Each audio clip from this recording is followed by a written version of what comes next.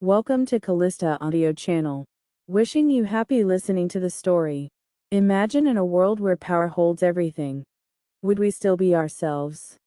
Every word you say, every thought can be recorded. Your every move is being tracked.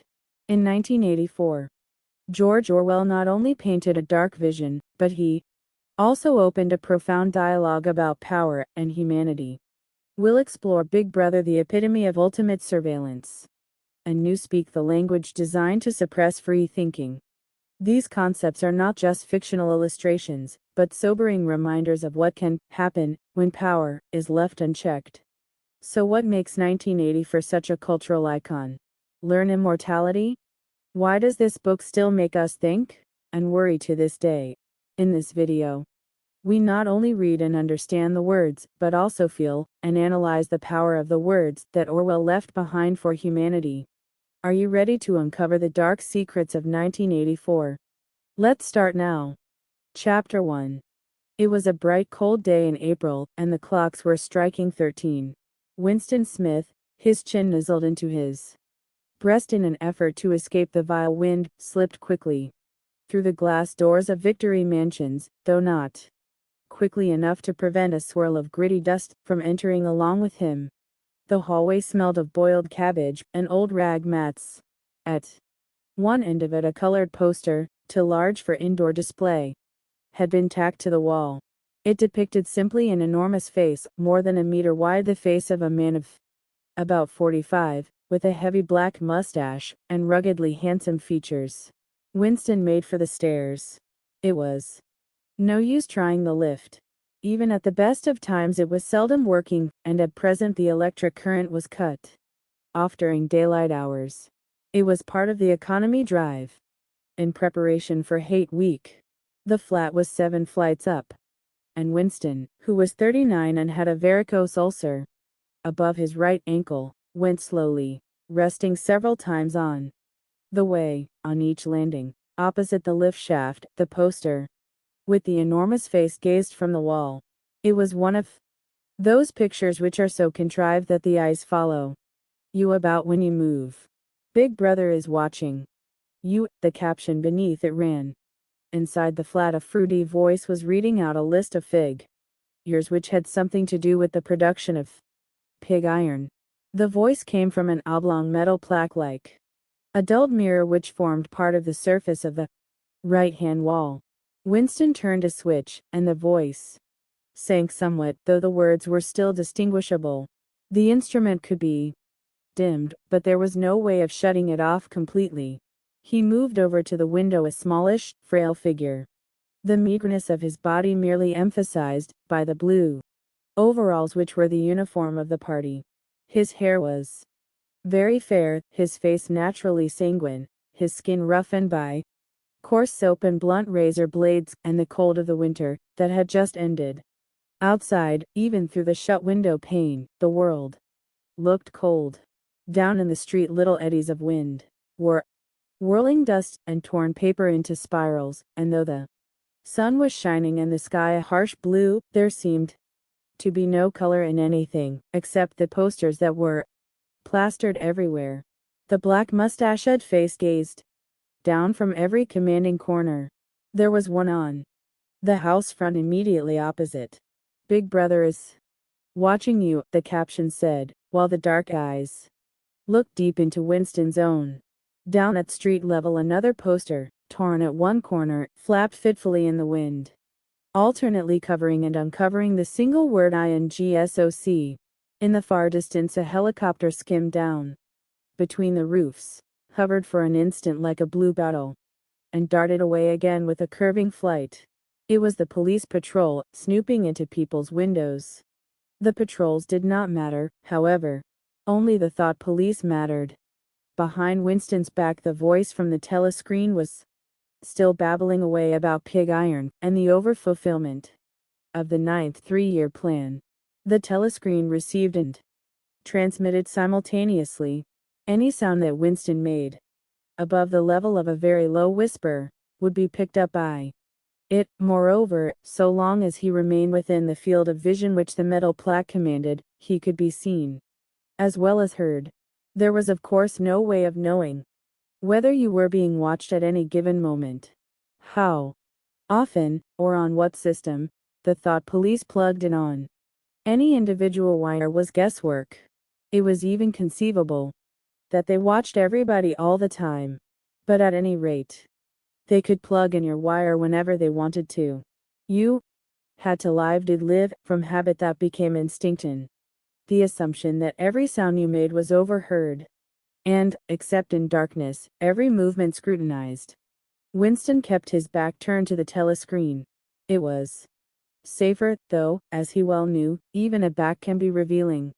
A kilometer away, the Ministry of Truth, his place of work, towered vast and wide above the grimy landscape. This, he thought with a sort of vague distaste, this was London, chief city of Airstrip 1, itself the third most populous of the provinces of Oceania. He tried to squeeze out some childhood memory that should tell him whether London had always been quite like this. Were there always these vistas of rotting 19th century houses, their sides shored up with blocks of timber, their windows patched with cardboard and their roofs with corrugated iron, their crazy garden walls sagging in all directions? And the bombed sites where the plaster dust swirled in the air and the willow herb straggled over the heaps of rubble, and the places where the bombs had cleared a larger patch and there had sprung up sordid colonies of wooden dwellings like chicken houses. But it was no use. He could not remember. Nothing remained of his childhood except a series of bright-lit tableaux, occurring against no background, and mostly unintelligible. The Ministry of Truth, Minatru, in Newspeak, was the official language of Oceania. For an account of its structure and etymology, see Appendix, was startlingly different from any other object in sight. It was an enormous pyramidal structure of glittering white concrete, soaring up, terrace after terrace, 300 meters into the air. From where Winston stood it was just possible to read, picked out on its white face in elegant lettering, the three slogans of the party. War is peace. Freedom is slavery. Ignorance is strength. The Ministry of Truth contained, it was said, 3,000 rooms above ground level, and corresponding ramifications below. Scattered about London there were just 3 other buildings of similar appearance and size. So completely did they dwarf the surrounding architecture that from the roof of Victory Mansions you could see all 4 of them simultaneously. They were the homes of the 4 ministries between which the entire apparatus of government was divided. The Ministry of Truth, which concerned itself with news, entertainment, education, and the fine arts. The Ministry of Peace, which concerned itself with war. The Ministry of Love, which maintained law and order. And the Ministry of Plenty, which was responsible for economic affairs. Their names, in Newspeak, Minatru, Minapax, Minilud, and Miniplenty. The Ministry of Love was the really frightening one. There were no windows in it at all. Winston had never been inside the Ministry of Love, nor within half a kilometer of it. It was a place impossible to enter except on official business, and then only by penetrating through a maze of barbed wire entanglements, steel doors, and hidden machine gun nests. Even the streets leading up to its outer barriers were roamed by guerrilla face guards in black uniforms, armed with jointed truncheons. Winston turned round abruptly. He had set his features into the expression of quiet optimism which it was advisable to wear when facing the telescreen. He crossed the room into the tiny kitchen. By leaving the ministry at this time of day he had sacrificed his lunch in the canteen, and he was aware that there was no food in the kitchen except a hunk of dark-colored bread, which had got to be saved for tomorrow's breakfast. He took down from the shelf a bottle of colorless liquid with a plain white label, marked Victory Gin. It gave off a sickly, oily smell, as of Chinese rice spirit. Winston poured out nearly a teacupful, nerved himself for a shock, and gulped it down like a dose of medicine. Instantly his face turned scarlet and the water ran out of his eyes. The stuff was like nitric acid, and moreover, in swallowing it one had the sensation of being hit on the back of the head with a rubber club. The next moment, however, the burning in his belly died down, and the world began to look more cheerful. He took a cigarette from a crumpled packet marked Victory Cigarettes, and incautiously held it upright, whereupon the tobacco fell out onto the floor. With the next he was more successful. He went back to the living room and sat down at a small table that stood to the left of the telescreen. From the table drawer he took out a penholder, a bottle of ink, and a thick, quarto-sized blank book with a red back and a marbled cover. For some reason the telescreen in the living room was in an unusual position. Instead of being placed, as was normal, in the end wall, where it could command the whole room, it was in the longer wall, opposite the window. To one side of it there was a shallow alcove in which Winston was now sitting, and which, when the flats were built, had probably been intended to hold bookshelves. By sitting in the alcove and keeping well back, Winston was able to remain outside the range of the telescreen, so far as sight went. He could be heard, of course, but so long as he stayed in his present position he could not be seen. It was partly the unusual geography of the room that had suggested to him the thing that he was now about to do, but it had also been suggested by the book that he had just taken out of the drawer. It was a peculiarly beautiful book. Its smooth creamy paper, a little yellowed by age, was of a kind that had not been manufactured for at least 40 years past. He could guess, however, that the book was much older than that. He had seen it lying in the window of a frowsy little junk shop in a slummy quarter of the town, and had been stricken immediately by an overwhelming desire to possess it. Party members were supposed not to go into ordinary shops, but the rule was not strictly kept, because there were various things, such as shoelaces and razor blades, which it was impossible to get hold of in any other way. He had given a quick glance up and down the street, and then had slipped inside and bought the book for $2.50. At the time he was not conscious of wanting it for any particular purpose. He had carried it guiltily home in his briefcase, even with nothing written in it. It was a compromising possession. The thing that he was about to do was to open a diary. This was not illegal. Nothing was illegal, since there were no longer any laws, but if detected it was reasonably certain that it would be punished by death, or at least by 25 years, in a forced labor camp. Winston fitted a nib into the penholder and sucked it to get the grease off. The pen was an archaic instrument, seldom used even for signatures, and he had procured one, furtively and with some difficulty, simply because of a feeling that the beautiful creamy paper deserved to be written on with a real nib instead of being scratched with an ink pencil. Actually, he was not used to writing by hand. Apart from very short notes, it was usual to dictate everything into the speak write, which was of course impossible for his present purpose. He dipped the pen into the ink, and then faltered for just a second. A tremor had gone through his bowels. To mark the paper was the decisive act. In small clumsy letters he wrote, April 4, 1984. He sat back. A sense of complete helplessness had descended upon him. To begin with, he did not know with any certainty that this was 1984. It must be round about that date, since he was fairly sure that his age was 39.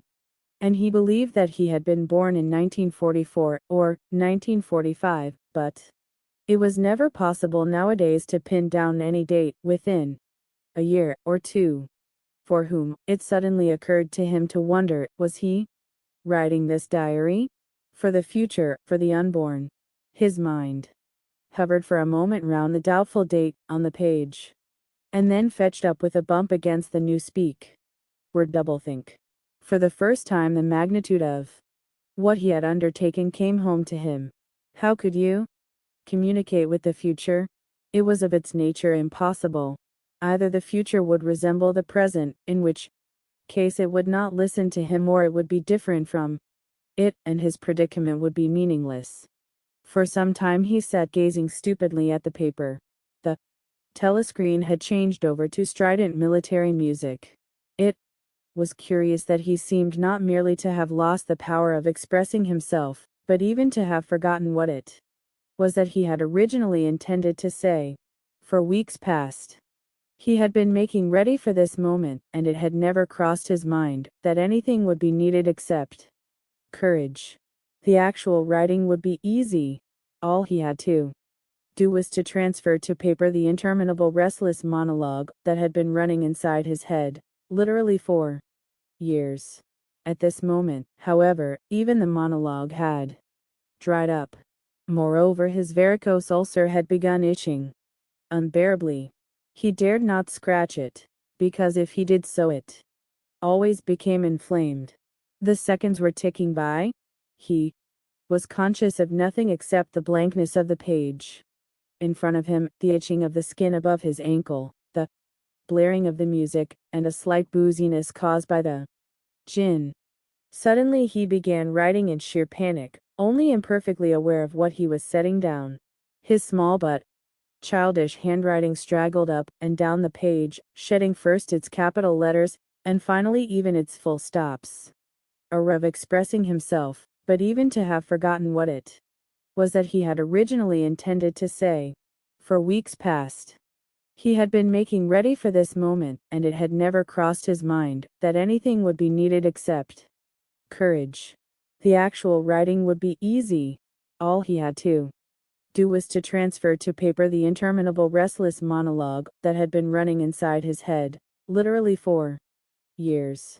At this moment, however, even the monologue had dried up. Moreover, his varicose ulcer had begun itching unbearably. He dared not scratch it, because if he did so it always became inflamed. The seconds were ticking by. He was conscious of nothing except the blankness of the page in front of him, the itching of the skin above his ankle, the blaring of the music, and a slight booziness caused by the gin. Suddenly he began writing in sheer panic, only imperfectly aware of what he was setting down. His small but childish handwriting straggled up and down the page, shedding first its capital letters, and finally even its full stops. When he sank, then you saw a lifeboat full of children with a helicopter hovering over it. There was a middle-aged woman, might have been a Jewess, sitting up in the bow with a little boy about 3 years old in her arms. Little boy screaming with fright and hiding his head between her breasts, as if he was trying to burrow right into her, and the woman putting her arms round him and comforting him, although she was blue with fright herself, all the time covering him up as much as possible, as if she thought her arms could keep the bullets off him.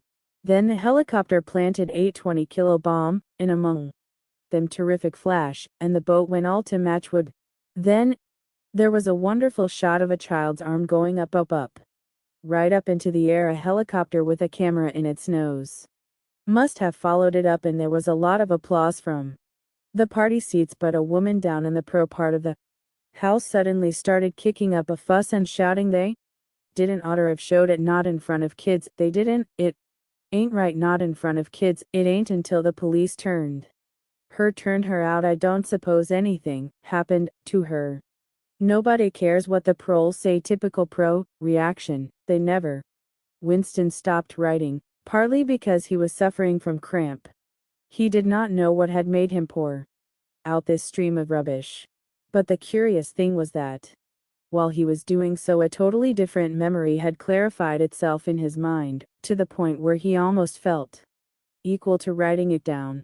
It was, he now realized, because of this other incident that he had suddenly decided to come home and begin the diary today. It had happened that morning at the ministry, if anything so nebulous could be said to happen. It was nearly 1100, and in the records department, where Winston worked, they were dragging the chairs out of the cubicles and grouping them in the center of the hall, opposite the big telescreen, in preparation for the 2 minutes hate. Winston was just taking his place. In one of the middle rows went two people whom he knew by sight, but had never spoken to, came unexpectedly into the room. One of them was a girl whom he often passed in the corridors. He did not know her name, but he knew that she worked in the fiction department. Presumably since he had sometimes seen her with oily hands and carrying a spanner. She had some mechanical job on one of the novel writing machines. She was a bold-looking girl of about 27, with thick hair, a freckled face, and swift, athletic movements. A narrow scarlet sash, emblem of the Junior Anti-Sex League, was wound several times round the waist of her overalls, just tightly enough to bring out the shapeliness of her hips. Winston had disliked her from the very first moment of seeing her. He knew the reason. It was because of the atmosphere of hockey fields and cold baths, and community hikes and general clean-mindedness which she managed to carry about with her. He disliked nearly all women, and especially the young and pretty ones. It was always the women, and above all the young ones, who were the most bigoted adherents of the party, the swallowers of slogans, the amateur spies and nosers out of unorthodoxy. But this particular girl gave him the impression of being more dangerous than most. Once when they passed in the corridor, she gave him a quick sidelong glance, which seemed to pierce right into him, and for a moment had filled him with black terror. The idea had even crossed his mind that she might be an agent of the thought police. That it was true was very unlikely. Still, he continued to feel a peculiar uneasiness, which had fear mixed up in it as well as hostility, whenever she was anywhere near him. The other person was a man named O'Brien, a member of the inner party, and holder of some post so important and remote that Winston had only a dim idea of its nature.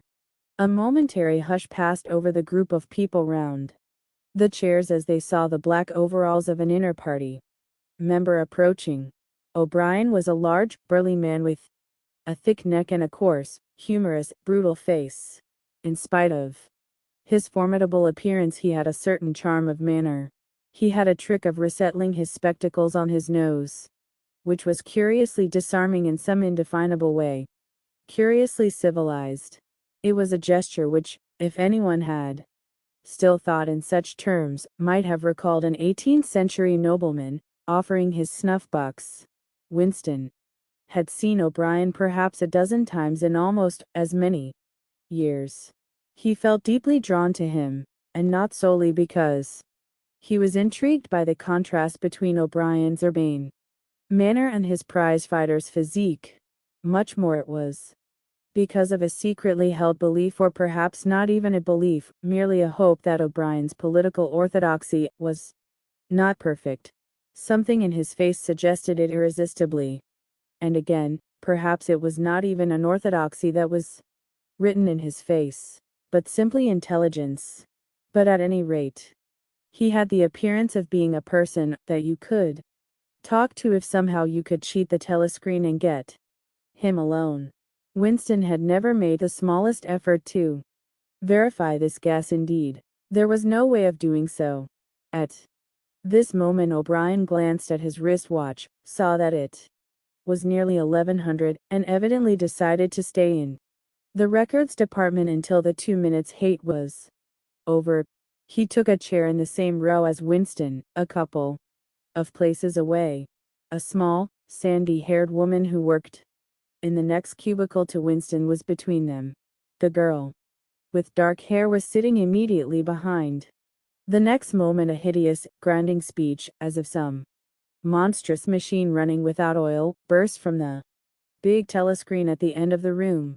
It was a noise that set one's teeth on edge and bristled the hair at the back of one's neck. The hate had started. As usual, the face of Emmanuel Goldstein, the enemy of the people, had flashed onto the screen. There were hisses here and there among the audience. The little sandy-haired woman gave a squeak of mingled fear and disgust. Goldstein was the renegade and backslider who once, long ago, had been one of The leading figures of the party, almost on a level with Big Brother himself, and then had engaged in counter-revolutionary activities, had been condemned to death, and had mysteriously escaped and disappeared. The programs of the 2 Minutes Hate varied from day to day, but there was none in which Goldstein was not the principal figure. He was the primal traitor, the earliest defiler of the party's purity.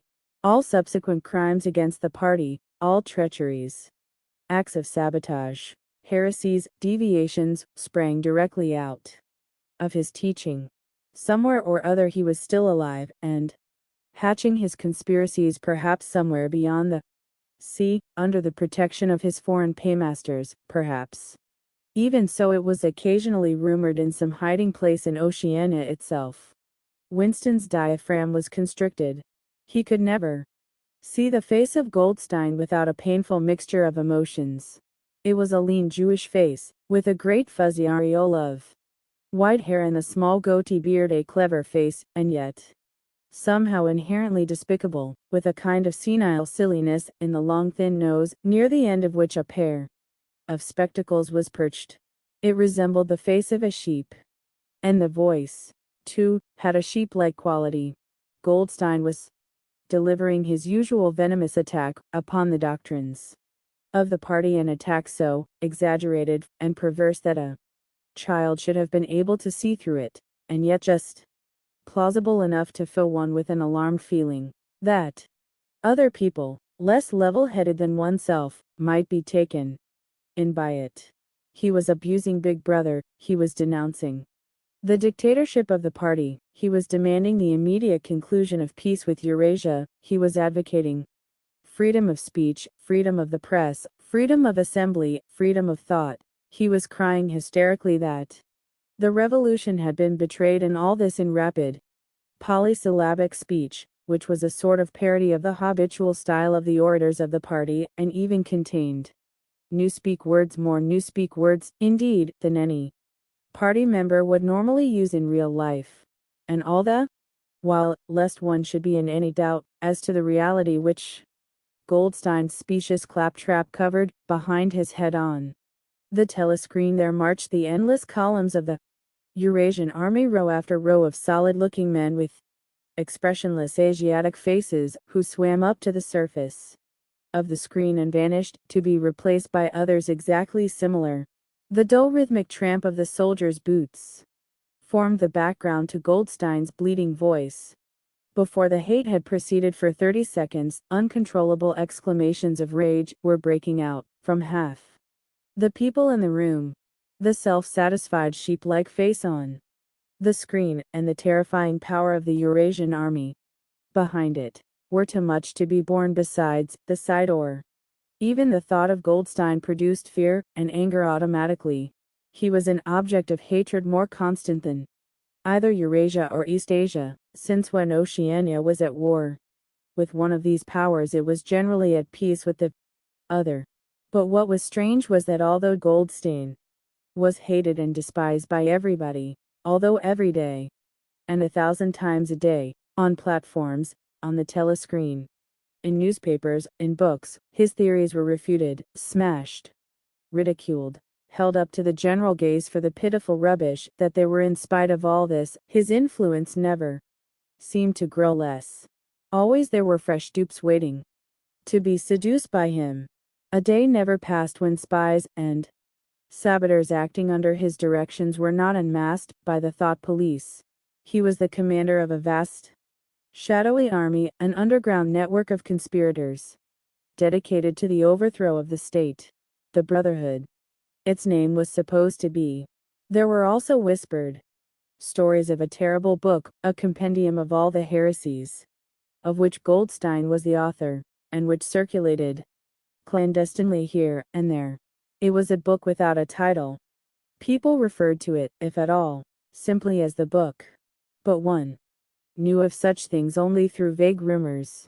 Neither the Brotherhood nor the book was a subject that any ordinary party member would mention if there was a way of avoiding it. In its second minute the hate rose to a frenzy. People were leaping up and down in their places and shouting at the tops of their voices in an effort to drown the maddening bleating voice that came from the screen. The little sandy-haired woman had turned bright pink, and her mouth was opening and shutting like that of a landed fish. Even O'Brien's heavy face was flushed. He was sitting very straight in his chair, his powerful chest swelling and quivering as though he were standing up to the assault of a wave. The dark-haired girl behind Winston had begun crying out, "Swine! Swine! Swine!" And suddenly she picked up a heavy Newspeak dictionary and flung it at the screen. It struck Goldstein's nose and bounced off. The voice continued inexorably. In a lucid moment, Winston found that he was shouting with the others and kicking his heel violently against the rung of his chair. The horrible thing about the 2 minutes hate was not that one was obliged to act a part, but, on the contrary, that it was impossible to avoid joining in. Within 30 seconds any pretense was always unnecessary. A hideous ecstasy of fear and vindictiveness. A desire to kill, to torture, to smash faces in with a sledgehammer seemed to flow through the whole group of people, like an electric current, turning one even against one's will into a grimacing, screaming lunatic. And yet the rage that one felt was an abstract, undirected emotion, which could be switched from one object to another like the flame of a blow lamp. Thus, at one moment Winston's hatred was not turned against Goldstein at all, but, on the contrary, against Big Brother, the party, and the thought police, and at such moments his heart went out to the lonely, derided heretic on the screen, sole guardian of truth and sanity in a world of lies. And yet the very next instant he was at one with the people about him, and all that was said of Goldstein seemed to him to be true. At those moments his secret loathing of Big Brother changed into adoration, and Big Brother seemed to tower up, an invincible, fearless protector, standing like a rock against the hordes of Asia, and Goldstein, in spite of his isolation, his helplessness, and the doubt that hung about his very existence, seemed like some sinister enchanter, capable by the mere power of his voice of wrecking the structure of civilization. It was even possible, at moments, to switch one's hatred this way, or that by a voluntary act. Suddenly, by the sort of violent effort with which one wrenches one's head away from the pillow in a nightmare, Winston succeeded in transferring his hatred from the face on the screen to the dark-haired girl behind him. Vivid, beautiful hallucinations flashed through his mind. He would flog her to death with a rubber truncheon. He would tie her naked to a stake and shoot her full of arrows like Saint Sebastian. He would ravish her and cut her throat at the moment of climax. Better than before. Moreover, he realized why it was that he hated her. He hated her because she was young, and pretty, and sexless, because he wanted to go to bed with her, and would never do so, because round her sweet supple waist, which seemed to ask you to encircle it with your arm, there was only the odious scarlet sash, aggressive symbol of chastity. The hate rose to its climax. The voice of Goldstein had become an actual sheep's bleat, and for an instant the face changed into that of a sheep.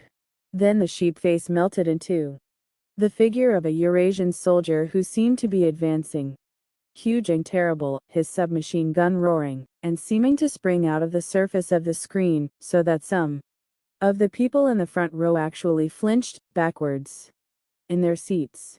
But in the same moment, drawing a deep sigh of relief from everybody, the hostile figure melted into the face of Big Brother, black-haired, black-mustached, full of power and mysterious calm, and so vast that it almost filled up the screen. Nobody heard what Big Brother was saying. It was merely a few words of encouragement, the sort of words that are uttered in the din of battle, not distinguishable individually, but restoring confidence by the fact of being spoken. Then the face of Big Brother faded away again, and instead the three slogans of the party stood out in bold capitals. War is peace. Freedom is slavery. Ignorance is strength. But the face of Big Brother seemed to persist for several seconds on the screen, as though the impact that it had made on everyone's eyeballs was too vivid to wear off immediately. The little sandy-haired woman had flung herself forward over the back of the chair in front of her.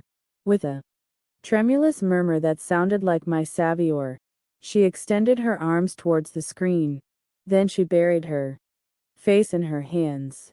It was apparent that she was uttering a prayer.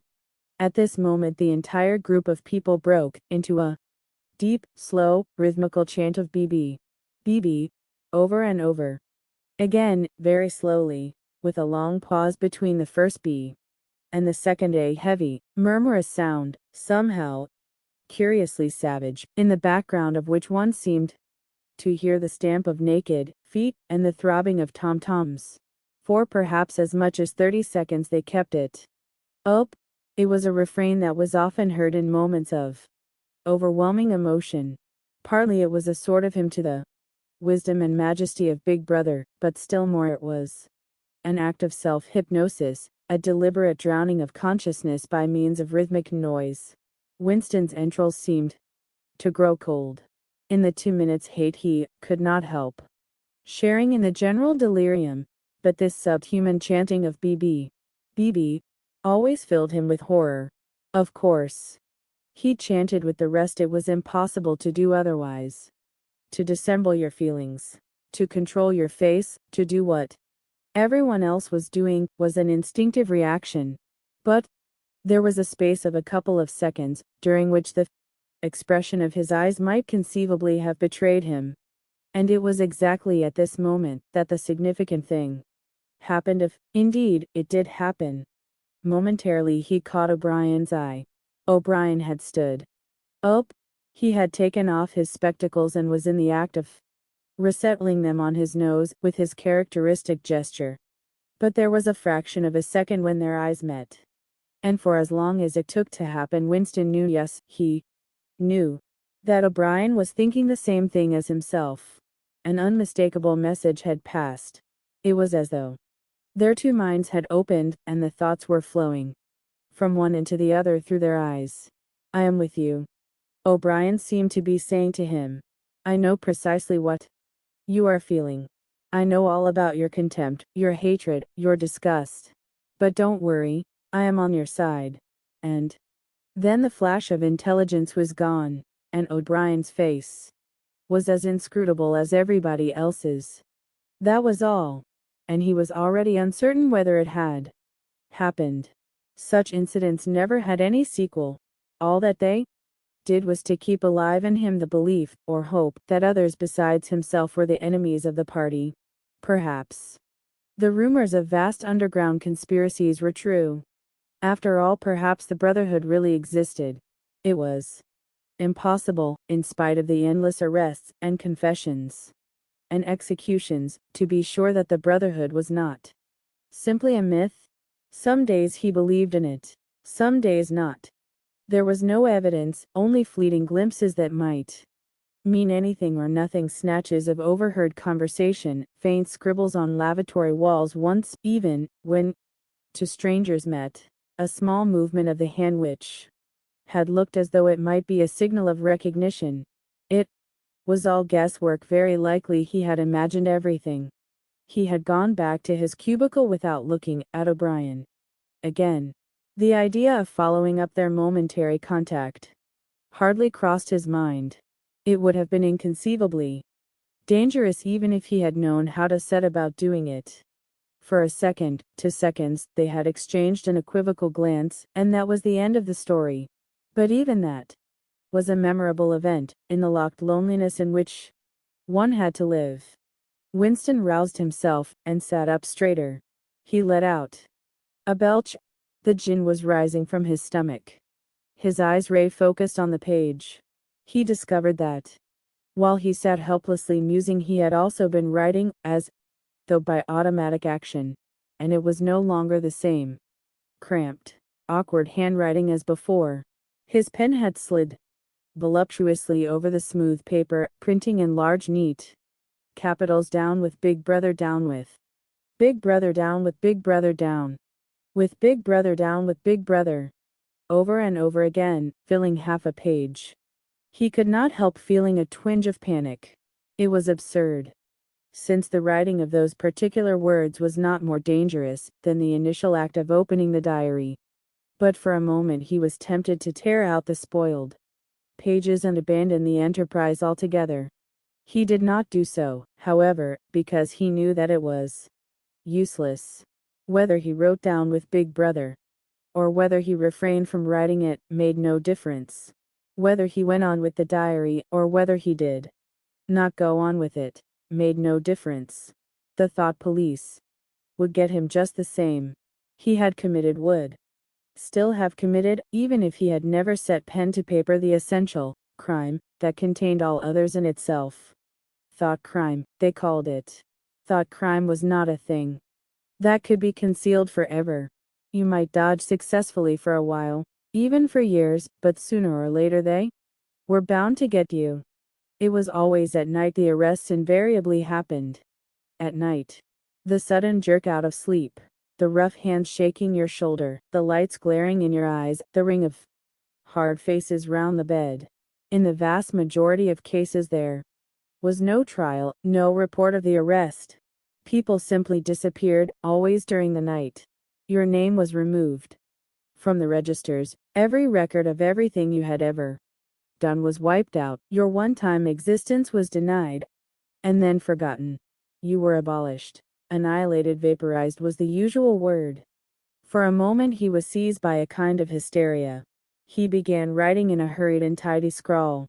They'll shoot me, I don't care, they'll shoot me in the back of the neck, I don't care. Down with Big Brother, they always shoot you in the back of the neck, I don't care. Down with Big Brother. He sat back in his chair, slightly ashamed of himself, and laid down the pen. The next moment he started violently. There was a knocking at the door. Already? He sat as still as a mouse, in the futile hope that whoever it was might go away, after a single attempt. But no. The knocking was repeated. The worst thing of all would be to delay.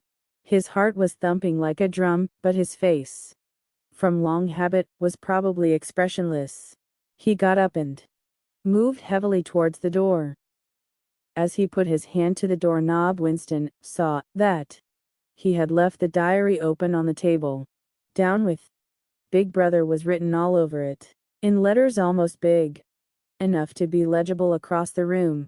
It was an inconceivably stupid thing to have done. But, he realized, even in his panic he had not wanted to smudge the creamy paper by shutting the book while the ink was wet. He drew in his breath and opened the door. Instantly, a warm wave of relief flowed through him. A colorless, crushed-looking woman, with wispy hair and a lined face, was standing outside. "Oh, comrade," she began in a dreary, whining sort of voice, "I thought I heard you come in. Do you think you could come across and have a look at our kitchen sink? It's got blocked up." And it was Mrs. Parsons, the wife of a neighbor on the same floor. Mrs. was a word somewhat discountenanced by the party you were supposed to call everyone comrade. But with some women one used it instinctively. She was a woman of about 30, but looking much older. One had the impression that there was dust in the creases of her face. Winston followed her down the passage. These amateur repair jobs were an almost daily irritation. Victory Mansions were old flats, built in 1930 or thereabouts, and were falling to pieces. The plaster flaked constantly from ceilings and walls, the pipes burst in every hard frost, the roof leaked. Whenever there was snow, the heating system was usually running at half steam, when it was not closed down altogether from motives of economy. Repairs, except what you could do for yourself, had to be sanctioned by remote committees, which were liable to hold up even the mending of a windowed pane for 2 years. "Of course it's only because Tom isn't home," said Mrs. Parsons vaguely. The Parsons flat was bigger than Winston's, and dingy in a different way. Everything had a battered, trampled on look, as though the place had just been visited by some large, violent animal. games, impedimenta, hockey sticks, boxing gloves, a burst football, a pair of sweaty shorts turned inside out lay all over the floor, and on the table there was a litter of dirty dishes and dog-eared exercise books. On the walls were scarlet banners of the Youth League and the Spies and a full-size poster of Big Brother. There was the usual boiled cabbage smell, common to the whole building, but it was shot through by a sharper reek of sweat, which one knew this at the first sniff, though it was hard to say. How was the sweat of some person not present at the moment? In another room, someone with a comb and a piece of toilet paper was trying to keep tune with the military music, which was still issuing from the telescreen. "It's the children," said Mrs. Parsons, casting a half-apprehensive glance at the door. "They haven't been out today." And of course she had a habit of breaking off her sentences in the middle. The kitchen sink was full nearly to the brim with filthy, greenish water which smelt worse than ever of cabbage. Winston knelt down and examined the angled joint of the pipe. He hated using his hands, and he hated bending down, which was always liable to start him coughing. Mrs. Parsons looked on helplessly. "Of course if Tom was home he'd put it right in a moment," she said. "He loves anything like that. He's ever so good with his hands, Tom is." Parsons was Winston's fellow employee at the Ministry of Truth. He was a fattish but active man of paralyzing stupidity, a mass of imbecile enthusiasms, one of those completely unquestioning, devoted drudges on whom, more even than on the thought police, the stability of the party depended. At 35 he had just been unwillingly evicted from the Youth League, and before graduating into the Youth League he had managed to stay on in the Spies for a year beyond the statutory age. At the ministry, he was employed in some subordinate post for which intelligence was not required, but on the other hand he was a leading figure on the sports committee and all the other committees engaged in organizing community hikes, spontaneous demonstrations, savings campaigns, and voluntary activities generally. He would inform you with quiet pride, between whiffs of his pipe, that he had put in an appearance at the community center every evening for the past 4 years. An overpowering smell of sweat, a sort of unconscious testimony to the strenuousness of his life, followed him about wherever he went, and even remained behind him after he had gone. "Have you got a spanner?"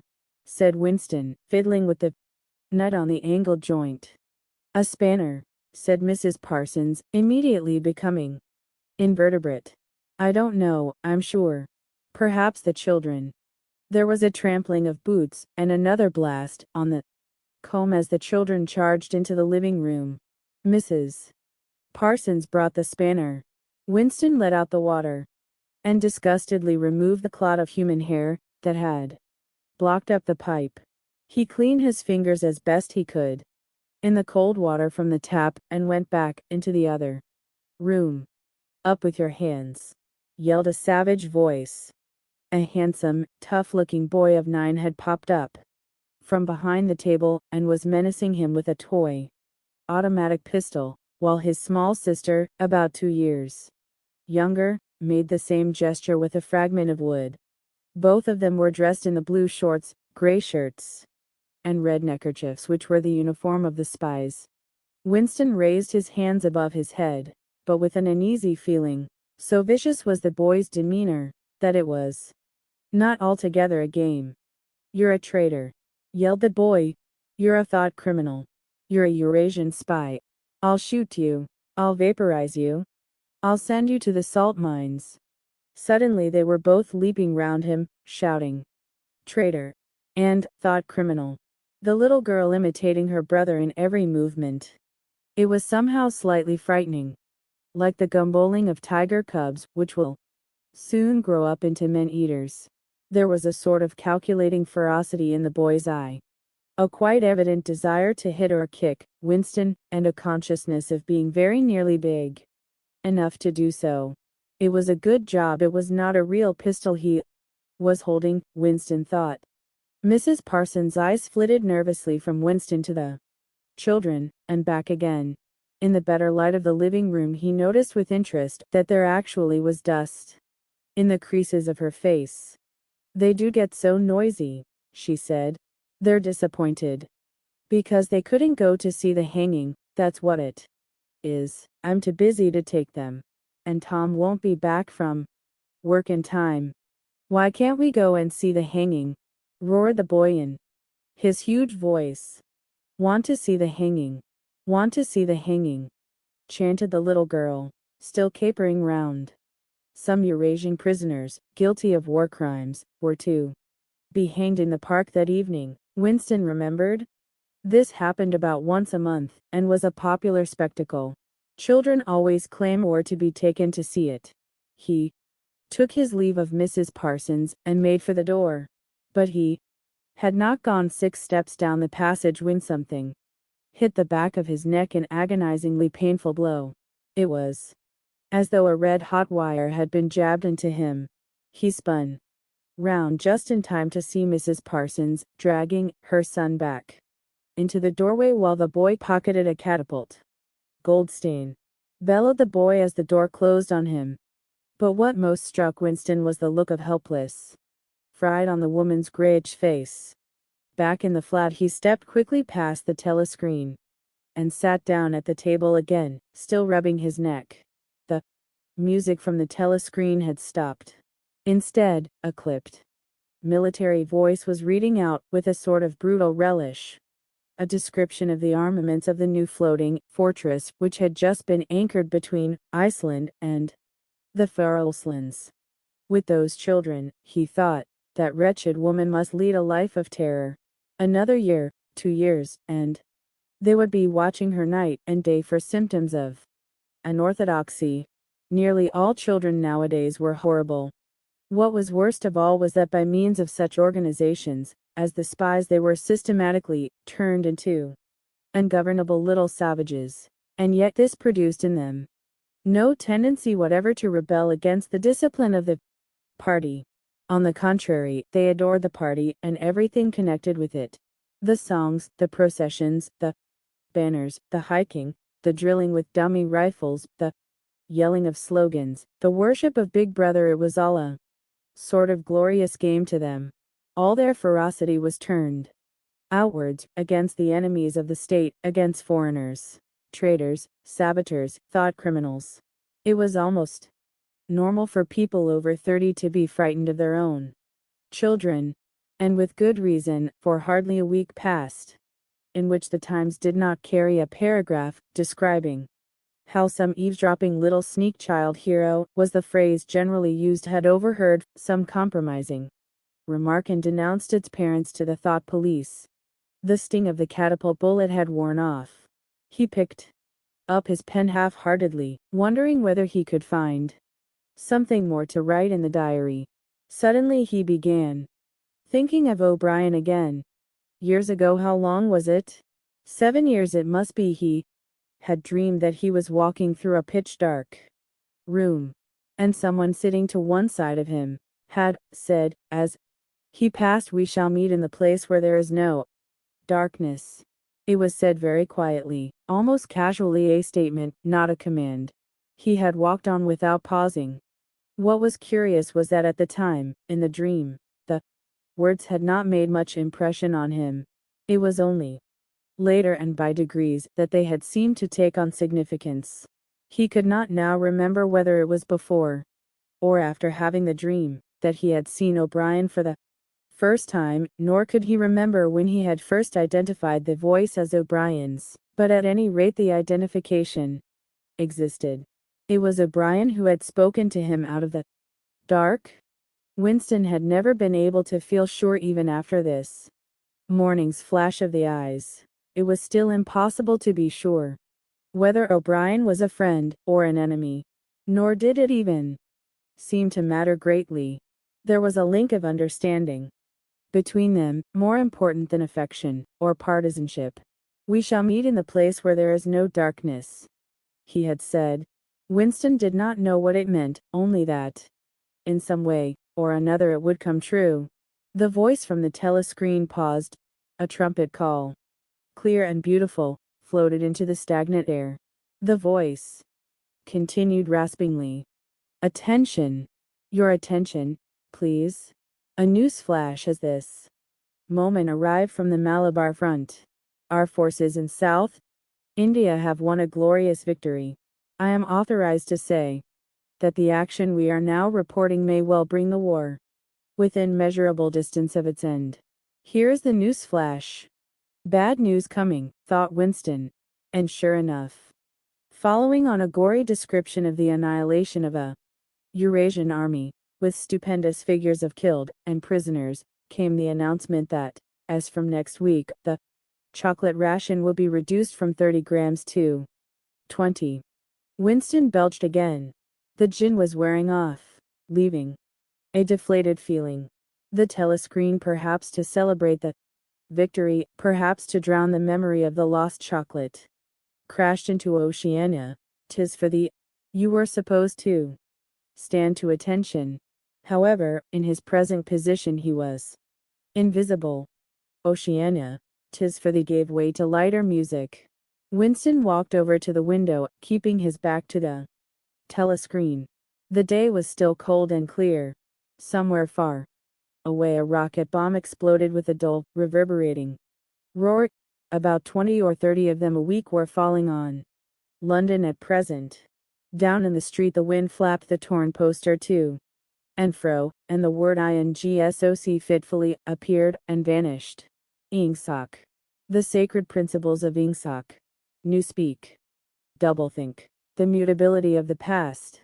He felt as though he were wandering in the forests of the sea bottom, lost in a monstrous world where he himself was the monster. He was alone. The past was dead, the future was unimaginable. What certainty had he that a single human creature now living was on his side? And what way of knowing that the dominion of the party would not endure forever? Like an answer, the three slogans on the white face of the Ministry of Truth came back to him. War is peace. Freedom is slavery. Ignorance is strength. He took a 25-cent piece out of his pocket. There, too, in tiny clear lettering, the same slogans were inscribed. And on the other face of the coin the head of Big Brother.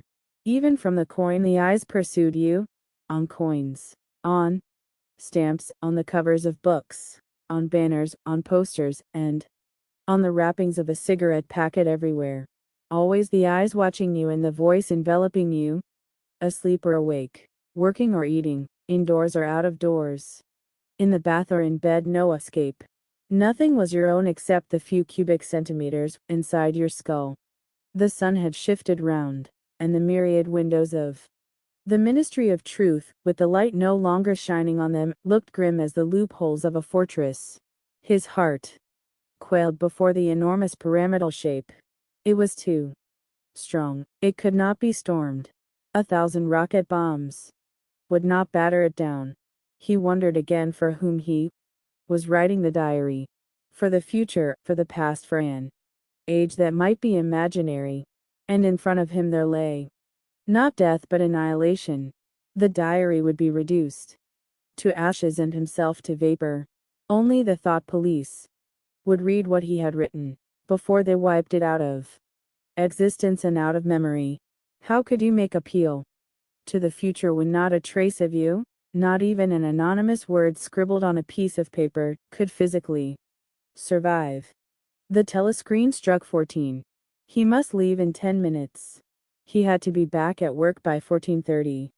Curiously, the chiming of the hour seemed to have put new heart into him. He was a lonely ghost uttering a truth that nobody would ever hear. But so long as he uttered it, in some obscure way the continuity was not broken.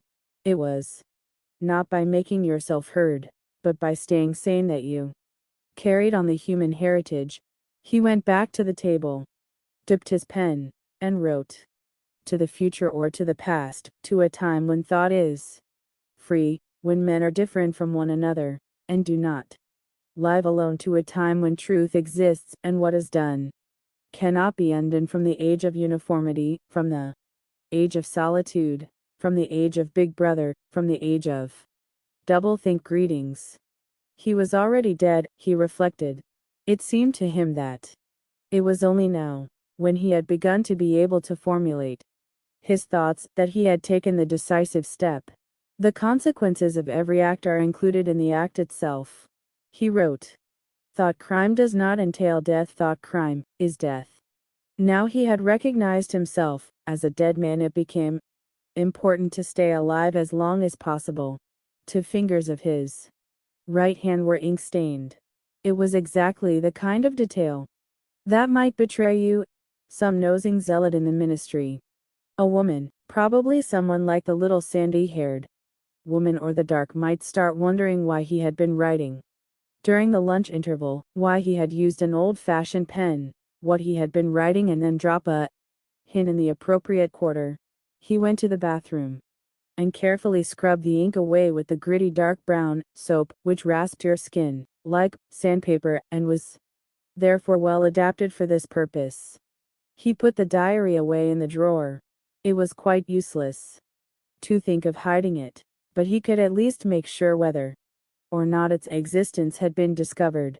A hair laid across the page ends was too obvious. With the tip of his finger he picked up an identifiable grain of whitish dust and deposited it on the corner of the cover, where it was bound to be shaken off if the book was moved. Winston was dreaming of his mother. He must, he thought, have been 10 or 11 years old when his mother had disappeared. She was a tall, statuesque, rather silent woman, with slow movements and magnificent fair hair.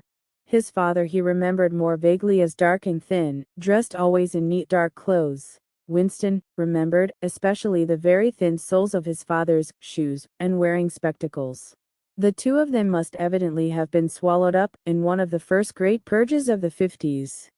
At this moment, his mother was sitting in some place deep down beneath him, with his young sister in her arms.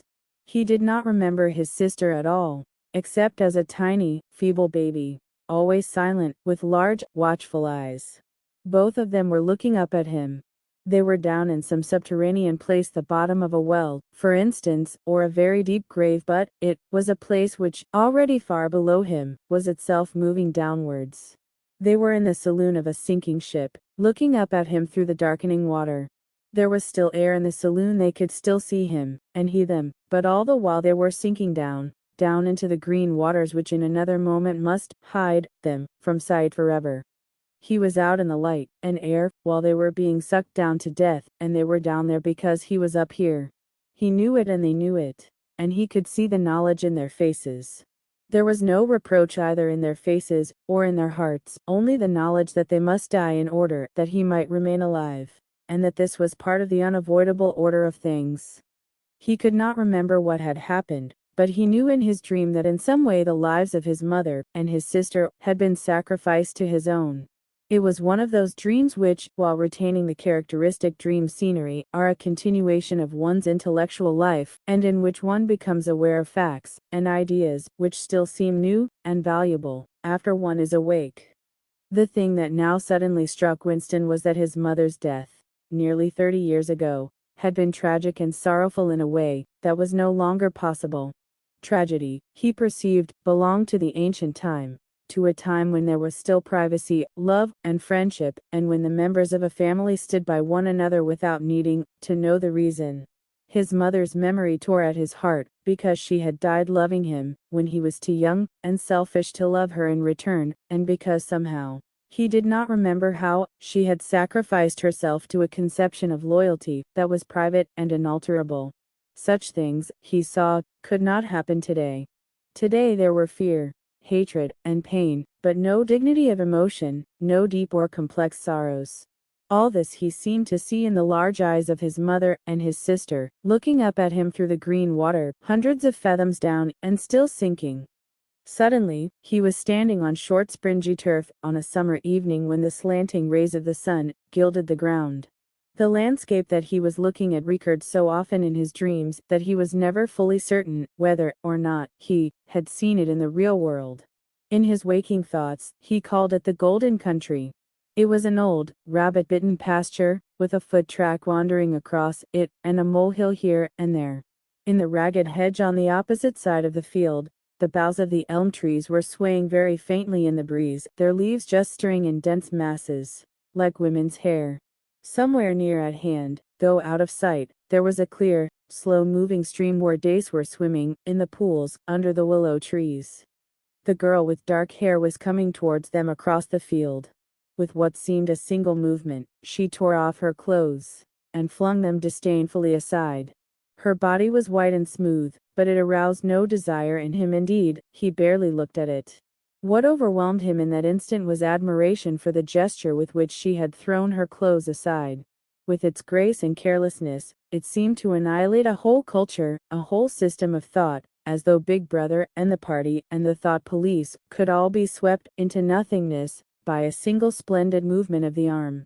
That too was a gesture belonging to the ancient time. Winston woke up with the word Shakespeare on his lips. The telescreen was giving forth an ear-splitting whistle, which continued, on the same note for 30 seconds. It was not 7:15, getting up time for office workers. Winston wrenched his body out of bed naked, for a member of the outer party received only 3,000 clothing coupons annually, and a suit of pajamas was 600 and seized a dingy singlet and a pair of shorts that were lying across a chair. The physical jerks would begin in 3 minutes.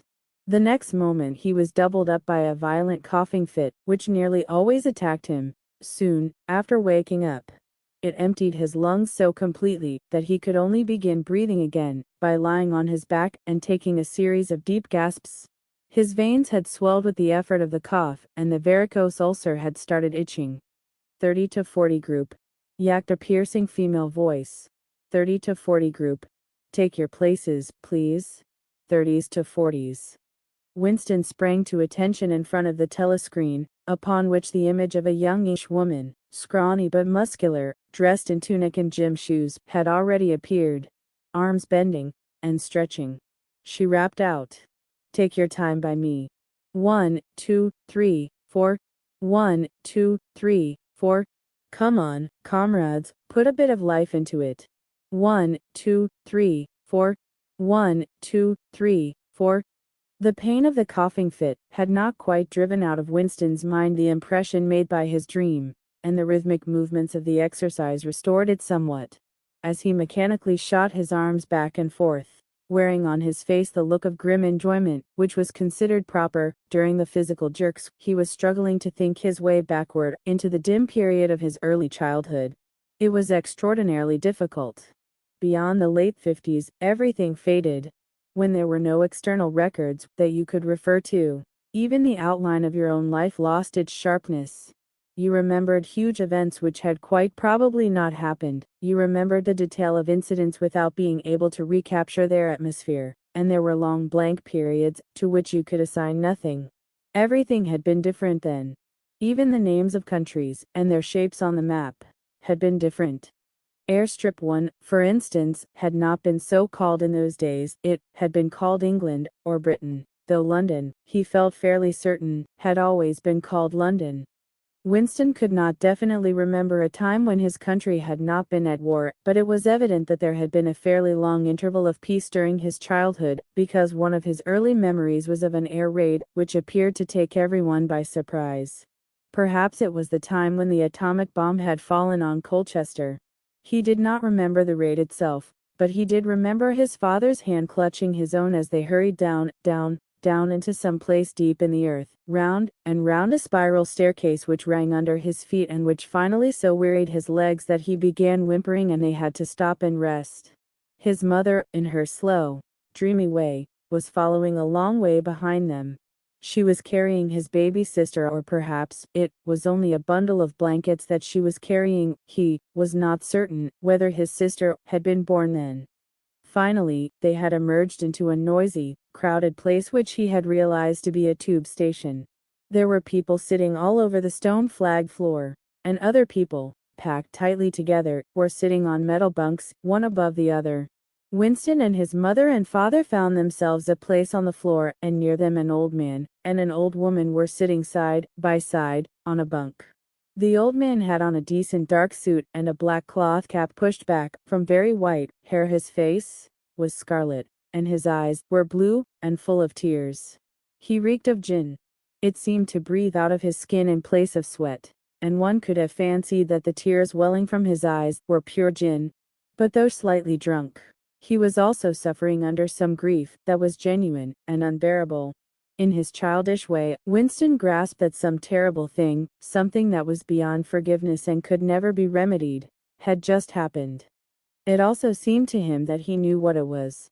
Someone whom the old man loved, a little granddaughter, perhaps, had been killed. Every few minutes the old man kept repeating, "We didn't ought to have trusted him. I said so, Ma, didn't I? That's what comes of trusting him. I said so all along. We didn't ought to have trusted the buggers." But which buggers they didn't ought to have trusted, Winston could not now remember. Since about that time, war had been literally continuous, though strictly speaking it had not always been the same war. For several months during his childhood, there had been confused street fighting in London itself, some of which he remembered vividly.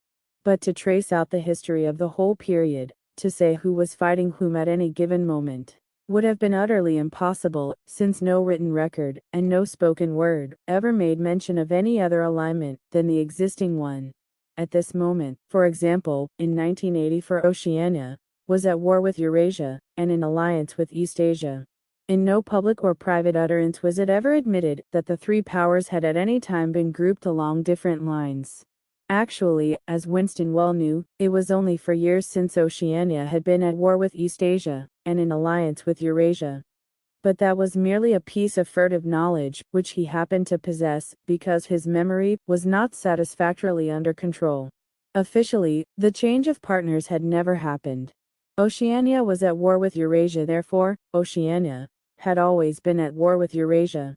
The enemy of the moment always represented absolute evil, and it followed that any past or future agreement with him was impossible.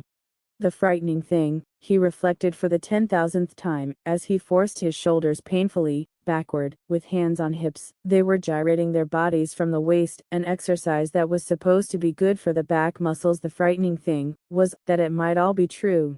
If the party could thrust its hand into the past, and say of this or that event, it never happened, that surely was more terrifying than mere torture and death. The party said that Oceania had never been in alliance with Eurasia. He, Winston Smith, knew that Oceania had been in alliance with Eurasia a short a time, as for years ago. But where did that knowledge exist? Only in his own consciousness, which in any case must soon be annihilated. And if all others accepted the lie which the party imposed, if all records told the same tale, then the lie passed into history and became truth. Who controls the past, ran the party slogan, controls the future. Who controls the present controls the past. And yet the past, though of its nature alterable, never had been altered. Whatever was true now was true from everlasting to everlasting. It was quite simple. All that was needed was an unending series of victories over your own memory. Reality control, they called it in Newspeak. Doublethink. Stand easy, barked the instructress, a little more genially. Winston sank his arms to his sides and slowly refilled his lungs with air. His mind slid away into the labyrinthine world of doublethink. To know and not to know. To be conscious of complete truthfulness while telling carefully constructed lies, to hold simultaneously to opinions which cancelled out, knowing them to be contradictory and believing in both of them, to use logic against logic, to repudiate morality while laying claim to it, to believe that democracy was impossible and that the party was the guardian of democracy, to forget whatever it was necessary to forget. Then to draw it back into memory again at the moment when it was needed, and then promptly to forget it again, and above all, to apply the same process to the process itself. That was the ultimate subtlety, consciously to induce unconsciousness, and then, once again, to become unconscious of the act of hypnosis you had just performed. Even to understand the word doublethink involved the use of doublethink. The instructress had called them to attention again. "And now let's see which of us can touch our toes," she said enthusiastically. "Right over from the hips, please, comrades. 1 2. 1 2. Winston loathed this exercise, which sent shooting pains all the way from his heels to his buttocks, and often ended by bringing on another coughing fit. The half-pleasant quality went out of his meditations. The past, he reflected, had not merely been altered, it had been actually destroyed. For how could you establish even the most obvious fact when there existed no record outside your own memory? He tried to remember in what year he had first heard mention of Big Brother. He thought it must have been at some time in the 60s, but it was impossible to be certain. In the party histories, of course, Big Brother figured as the leader and guardian of the revolution since its very earliest days.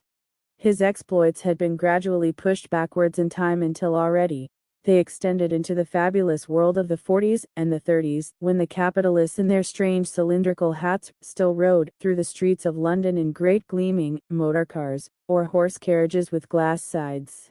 There was no knowing how much of this legend was true, and how much invented. Winston could not even remember at what date the party itself had come into existence. He did not believe he had ever heard the word ingsoc before 1960, but it was possible that in its old speak form English socialism, that is to say it had been current earlier. Everything melted into mist. Sometimes, indeed, you could put your finger on a definite lie. It was not true. For example, as was claimed in the party history books, that the party had invented airplanes. He remembered airplanes since his earliest childhood. But you could prove nothing. Just once in his whole life, he had held in his hands unmistakable documentary proof of the falsification of a historical fact. And on that occasion, Smith, screamed the shrewish voice from the telescreen. 6079 Smith W. Yes, you. Bend lower, please. You can do better than that. Lower, please. That's better, comrade. Now stand at ease, the whole squad, and watch me. A sudden hot sweat had broken out all over Winston's body. His face remained completely inscrutable.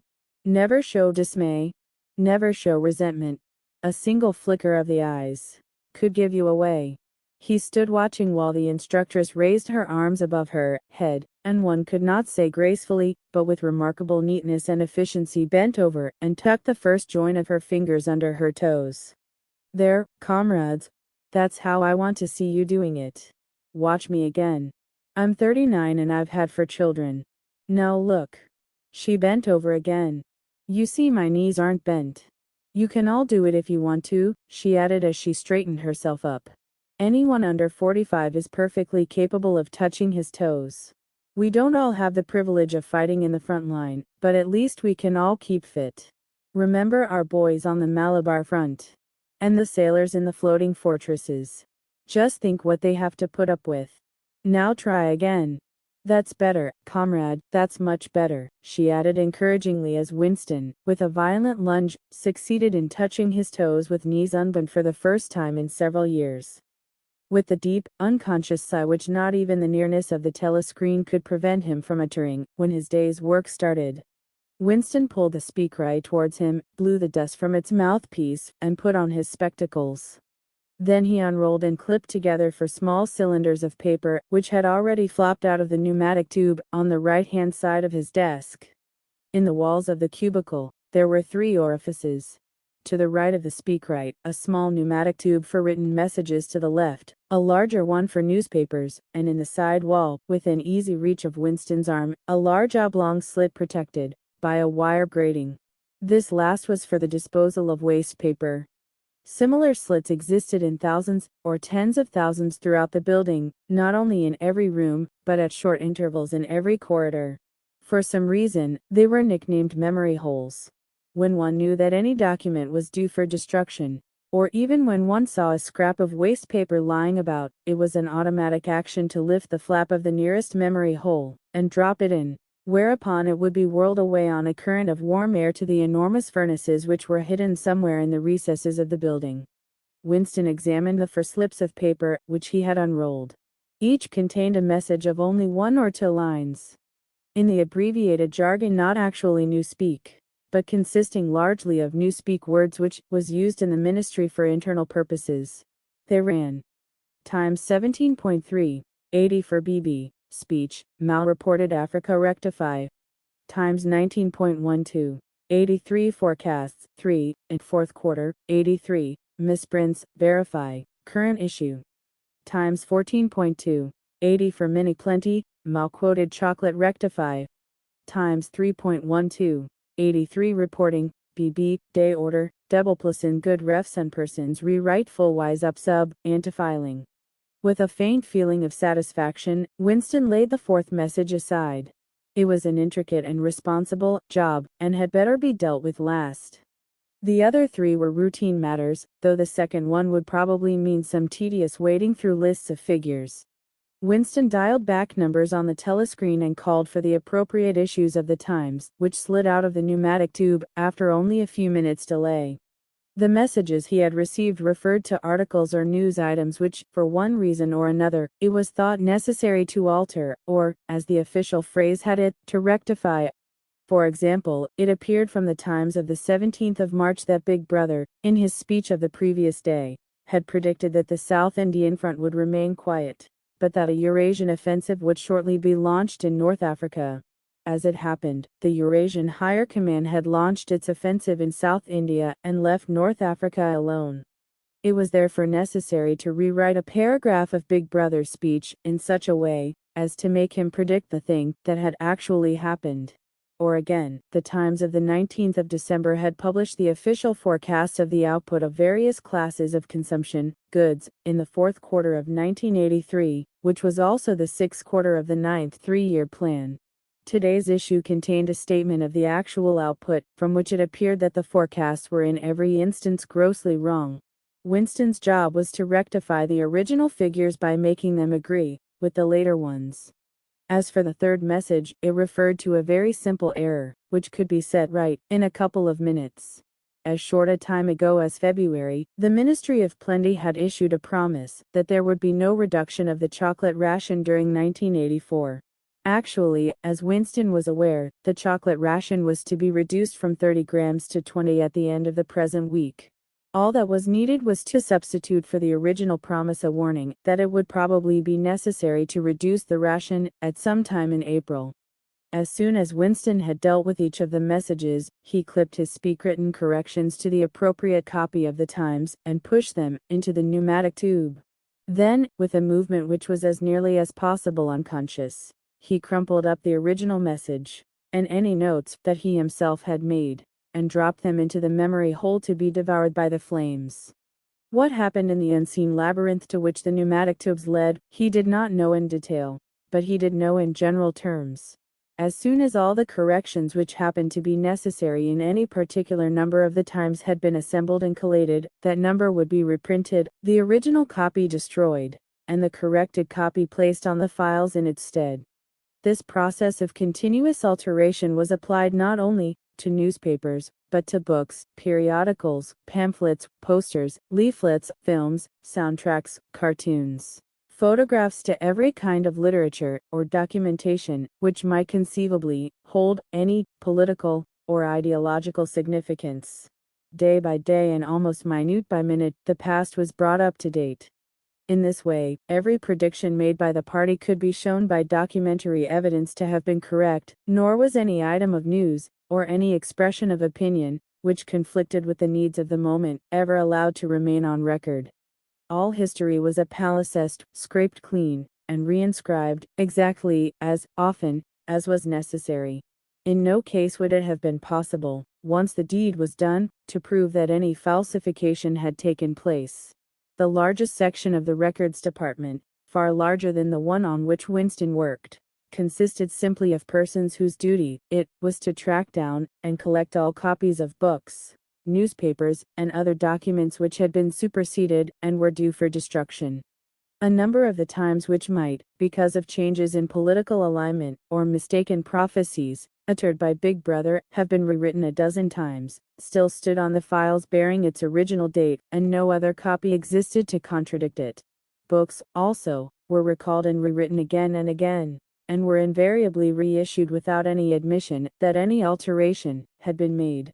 Even the written instructions which Winston received, and which he invariably got rid of as soon as he had dealt with them, never stated or implied that an act of forgery was to be committed. Always the reference was to slips, errors, misprints, or misquotations, which it was necessary to put right in the interests of accuracy. But actually, he thought as he readjusted the Ministry of Plenty's figures, it was not even forgery. It was merely the substitution of one piece of nonsense for another.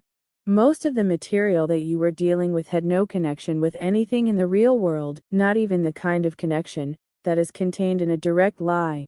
Statistics were just as much a fantasy in their original version as in their rectified version. A great deal of the time, you were expected to make them up out of your head. For example, the Ministry of Plenty's forecast had estimated the output of boots for the quarter at 145 million pairs. The actual output was given as 62 million. Winston, however, in rewriting the forecast, marked the figure down to 57 million, so as to allow for the usual claim that the quota had been over-fulfilled. In any case, 62 million was no nearer the truth than 57 million, or than 145 million. Very likely, no boots had been produced at all. Likelier still, nobody knew how many had been produced, much less cared.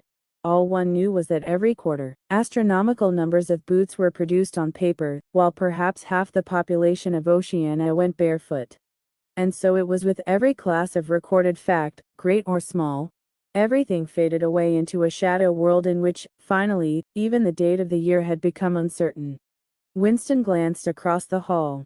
In the corresponding cubicle on the other side, a small, precise-looking, dark-chinned man named Tillotson was working steadily away, with a folded newspaper on his knee and his mouth very close to the mouthpiece of the speakwrite. He had the air of trying to keep what he was saying a secret between himself and the telescreen. He looked up, and his spectacles darted a hostile flash in Winston's direction. Winston hardly knew Tillotson and had no idea what work he was employed on. People in the records department did not readily talk about their jobs. In the long, windowless hall, with its double row of cubicles and its endless rustle of papers and hum of voices murmuring into speakrites, there were quite a dozen people whom Winston did not even know by name, though he daily saw them hurrying to and fro in the corridors or gesticulating in the 2 minutes hate. He knew that in the cubicle next to him, the little woman with sandy hair toiled day in and day out, simply tracking down and deleting from the press the names of people who had been vaporized and were therefore considered never to have existed. There was a certain fitness in this, since her own husband had been vaporized a couple of years earlier. A few cubicles away, a mild, ineffectual, dreamy creature named Ampleforth, with very hairy ears and a surprising talent for juggling with rhymes and meters, was engaged in producing garbled versions, definitive texts, they were called, of poems that had become ideologically offensive, but which, for one reason or another, were to be retained in the anthologies. And this hall, with its 50 workers or thereabouts, was only one subsection, a single cell, as it were, in the huge complexity of the records department.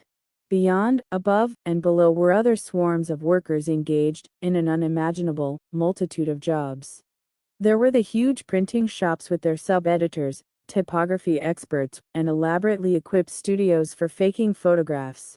There was the teleprogram section with its engineers, producers, and teams of actors specially chosen for their skill in imitating voices. There were armies of reference clerks whose job was simply to draw up lists of books and periodicals that were due for recall. There were vast repositories where the corrected documents were stored, and hidden furnaces where the original copies were destroyed. And somewhere or other, quite anonymously, there were the directing brains who coordinated the whole effort and laid down the lines of policy, which made it necessary that this fragment of the past should be preserved, that one falsified, and the other rubbed out of existence. And the records department, after all, was itself only a single branch of the Ministry of Truth, whose primary job was not to reconstruct the past but to supply the citizens of Oceania with newspapers, films, textbooks, telescreen programs, plays, novels, with every conceivable kind of information, instruction, or entertainment, from a statue to a slogan, from a lyric poem to a biological treatise, and from a child's spelling book to a Newspeak dictionary.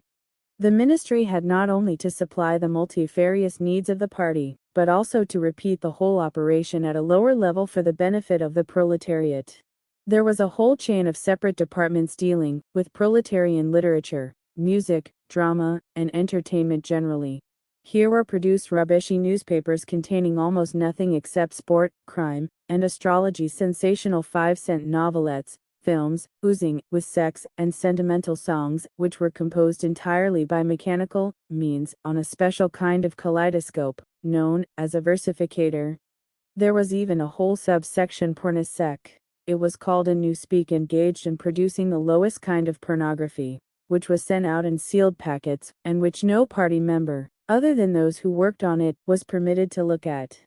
3 messages had slid out of the pneumatic tube while Winston was working, but they were simple matters, and he had disposed of them before the 2 minutes hate interrupted him. When the hate was over, he returned to his cubicle, took the Newspeak dictionary from the shelf, pushed the speakwrite to one side, cleaned his spectacles, and settled down to his main job of the morning. Winston's greatest pleasure in life was in his work. Most of it was a tedious routine, but included in it there were also jobs so difficult and intricate that you could lose yourself in them as in the depths of a mathematical problem, delicate pieces of forgery in which you had nothing to guide you except your knowledge of the principles of ink suck and your estimate of what the party wanted you to say. Winston was good at this kind of thing. On occasion, he had even been entrusted with the rectification of the Times' leading articles, which were written entirely in Newspeak. He unrolled the message that he had set aside earlier. It ran: Times 3.12, 83 reporting, BB, day order, double+in good refs and persons rewrite full wise up sub, antifiling. In Old Speak this might be rendered: the reporting of Big Brother's order for the day in the Times of December 3, 1983, is extremely unsatisfactory, and makes references to non-existent persons. Rewrite it in full, and submit your draft to higher authority before filing.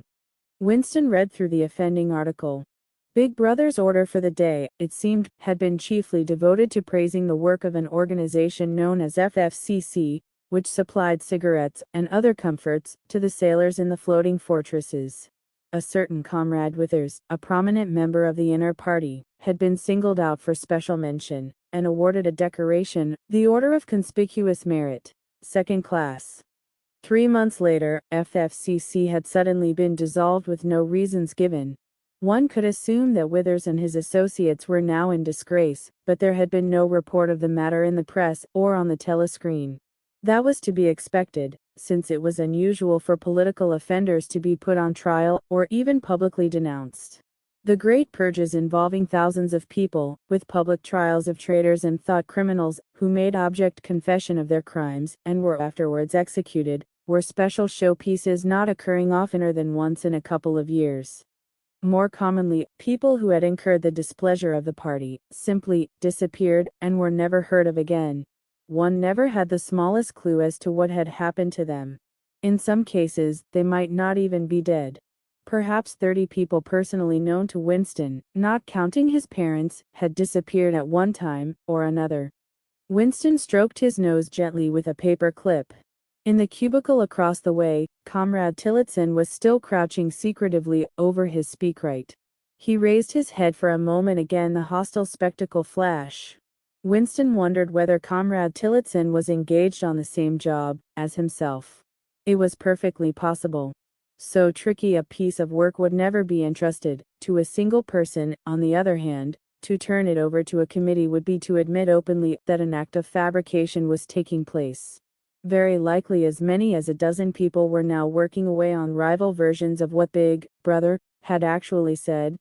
Presently, some master brain in the inner party would select this version or that, would re-edit it and set in motion the complex processes of cross-referencing that would be required. And then the chosen lie would pass into the permanent records and become truth. Winston did not know why Withers had been disgraced. Perhaps it was for corruption or incompetence.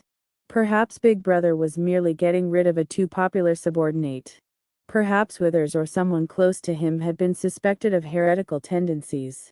Or perhaps what was likeliest of all, the thing had simply happened because purges and vaporizations were a necessary part of the mechanics of government. The only real clue lay in the words refs and persons, which indicated that Withers was already dead. You could not invariably assume this to be the case when people were arrested. Sometimes they were released and allowed to remain at liberty for as much as a year or two before being executed. Very occasionally, some person whom you had believed dead long since would make a ghostly reappearance at some public trial where he would implicate hundreds of others by his testimony before vanishing, this time forever. Withers, however, was already an unperson. He did not exist, he had never existed. Winston decided that it would not be enough simply to reverse the tendency of Big Brother's speech. It was better to make it deal with something totally unconnected with its original subject. He might turn the speech into the usual denunciation of traitors and thought criminals, but that was a little too obvious, while to invent a victory at the front, or some triumph of overproduction in the ninth three-year plan, might complicate the records too much. What was needed was a piece of pure fantasy. Suddenly, there sprang into his mind, ready-made as it were, the image of a certain Comrade Ogilvy, who had recently died in battle, in heroic circumstances. There were occasions when Big Brother devoted his order for the day to commemorating some humble, rank-and-file party member whose life and death he held up as an example worthy to be followed. Today he should commemorate Comrade Ogilvy. It was true that there was no such person as Comrade Ogilvy, but a few lines of print and a couple of faked photographs would soon bring him into existence.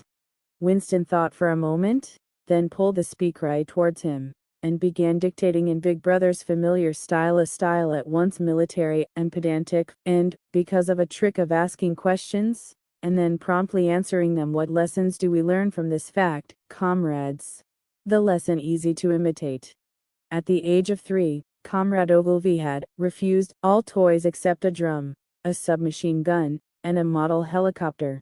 At 6, a year early, by a special relaxation of the rules, he had joined the spies. At 9, he had been a troop leader. At 11, he had denounced his uncle to the thought police after overhearing a conversation which appeared to him to have criminal tendencies.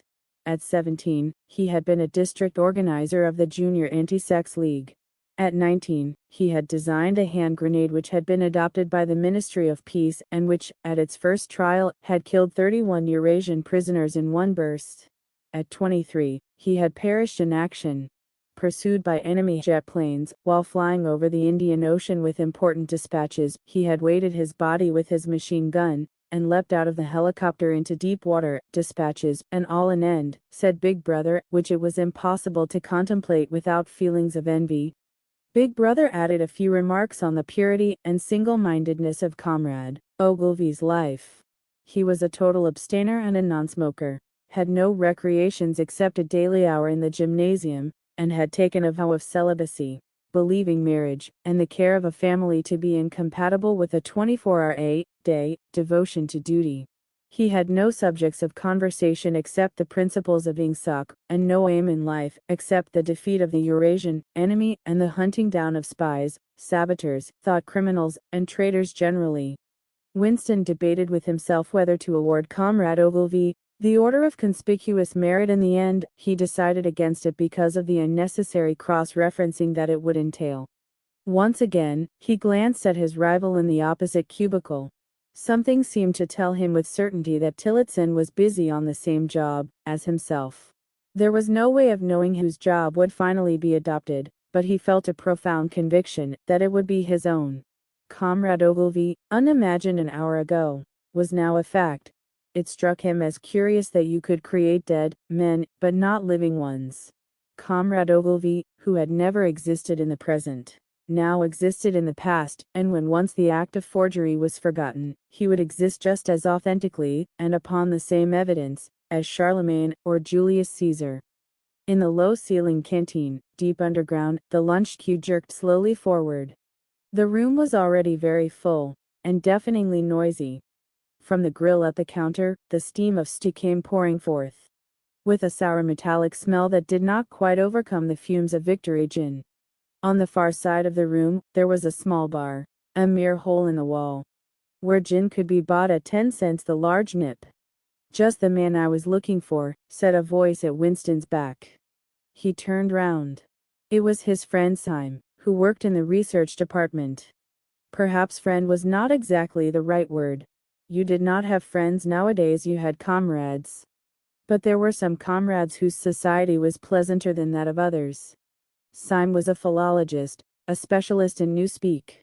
Indeed, he was one of the enormous team of experts now engaged in compiling the 11th edition of the Newspeak dictionary. He was a tiny creature, smaller than Winston, with dark hair and large, protuberant eyes at once mournful and derisive that seemed to search her face closely while he was speaking to you. I wanted to ask you whether you got any razor blades, he said. Not one, said Winston with a sort of guilty haste. I've tried all over the place. They don't exist any longer. Everyone kept asking you for razor blades. Actually, he had two unused ones that he was hoarding. There had been a famine of them for months. At any given moment, there was some necessary article that the party shops were unable to supply. Sometimes it was buttons, sometimes it was darning wool, sometimes it was shoelaces. At present, it was razor blades. You could only get hold of them, if at all, by scrounging more or less furtively on the free market. I've been using the same blade for 6 weeks, he added untruthfully. The queue gave another jerk forward. As they halted, he turned and faced Syme again. Each of them took a greasy metal tray from a pile at the end of the counter. Did you go and see the prisoners hanged yesterday? Said Syme. I was working, said Winston indifferently. I shall see it on the flicks, I suppose. A very inadequate substitute, said Syme. His mocking eyes roved over Winston's face. I know you. The eyes seemed to say. I see through you. I know very well why you didn't go to see those prisoners hanged. In an intellectual way, Syme was venomously orthodox. He would talk with a disagreeable gloating satisfaction of helicopter raids on enemy villages, and trials and confessions of thought criminals. The executions in the cellars of the Ministry of Love. Talking to him was largely a matter of getting him away from such subjects and entangling him, if possible, in the technicalities of newspeak, on which he was authoritative and interesting. Winston turned his head a little aside to avoid the scrutiny of the large dark eyes. It was a good hanging, said Syme reminiscently. I think it spoils it when they tie their feet together. I like to see them kicking. And above all, at the end. The tongue sticking right out, and blue, a quite bright blue. That's the detail that appeals to me. Next, please, yelled the white apron pro with the ladle. Winston and Syme pushed their trays beneath the grill. Onto each was dumped swiftly the regulation lunch, a metal pannikin of pinkish gray stew, a hunk of bread, a cube of cheese, a mug of milkless Victory coffee, and one saccharine tablet. There's a table over there, under that telescreen, said Syme. Let's pick up a gin on the way. The gin was served out to them in handleless china mugs. They threaded their way across the crowded room and unpacked their trays onto the metal-topped table, on one corner of which someone had left a pool of stew, a filthy liquid mess that had the appearance of vomit. Winston took up his mug of gin, paused for an instant to collect his nerve, and gulped the oily-tasting stuff down. When he had winked the tears out of his eyes, he suddenly discovered that he was hungry. He began swallowing spoonfuls of the stew, which, in among its general sloppiness, had cubes of spongy pinkish stuff that was probably a preparation of meat. Neither of them spoke again until they had emptied their pannikins. From the table at Winston's left, a little behind his back, someone was talking rapidly and continuously. A harsh gabble almost like the quacking of a duck, which pierced the general uproar of the room. How is the dictionary getting on? Said Winston, raising his voice to overcome the noise. Slowly, said Syme. I'm on the adjectives. It's fascinating. He had brightened up immediately at the mention of newspeak. He pushed his pannikin aside, took up his hunk of bread in one delicate hand and his cheese in the other, and leaned across the table to speak without shouting.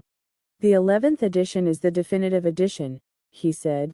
We're getting the language into its final shape, the shape it's going to have when nobody speaks anything else. When we've finished with it, people like you will have to learn it all over again. You think, I dare say, that our chief job is inventing new words. But not a bit of it. We're destroying words, scores of them, hundreds of them, every day. We're cutting the language down to the bone. The 11th edition won't contain a single word that will become obsolete before the year 2050. He bit hungrily into his bread and swallowed a couple of mouthfuls.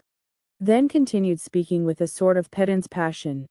His thin dark face had become animated, his eyes had lost their mocking expression and grown almost dreamy. It's a beautiful thing, the destruction of words. Of course the great wastage is in the verbs and adjectives. But there are hundreds of nouns that can be got rid of as well. It isn't only the synonyms. There are also the antonyms. After all, what justification is there for a word which is simply the opposite of some other word? A word contains its opposite in itself. Take good for instance. If you have a word like good, what need is there for a word like bad? And good will do just as well better. Because it's an exact opposite, which the other is not.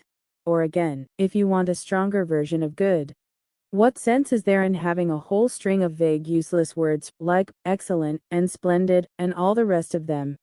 Plus good covers the meaning, or double plus good if you want something stronger still. Of course we use those forms already, but in the final version of Newspeak there'll be nothing else. In the end, the whole notion of goodness and badness will be covered by only 6 words in reality. Only one word. Don't you see the beauty of that, Winston? It was BBS' idea originally, of course, he added as an afterthought. A sort of vapid eagerness flitted across Winston's face at the mention of Big Brother. Nevertheless, Syme immediately detected a certain lack of enthusiasm. You haven't a real appreciation of Newspeak, Winston, he said almost sadly. Even when you write it you're still thinking in old speak. I've read some of those pieces that you write in the Times occasionally. They're good enough, but they're translations. In your heart, you'd prefer to stick to old speak. With all its vagueness and its useless shades of meaning. You don't grasp the beauty of the destruction of words. Do you know that Newspeak is the only language in the world whose vocabulary gets smaller every year? Winston did know that, of course. He smiled, sympathetically he hoped. Not trusting himself to speak. Syme bit off another fragment of the dark-colored bread, chewed it briefly, and went on. Don't you see that the whole aim of Newspeak is to narrow the range of thought? In the end, we shall make thought crime literally impossible. Because there will be no words in which to express it. Every concept that can ever be needed will be expressed by exactly one word. With its meaning rigidly defined, and all its subsidiary meanings rubbed out, and forgotten. Already. In the 11th edition, we're not far from that point. But the process will still be continuing long after you and I are dead. Every year fewer and fewer words, and the range of consciousness always a little smaller. Even now, of course, there's no reason, or excuse for committing thought crime. It's merely a question of self-discipline. Reality control. But in the end, there won't be any need even for that. The revolution will be complete when the language is perfect.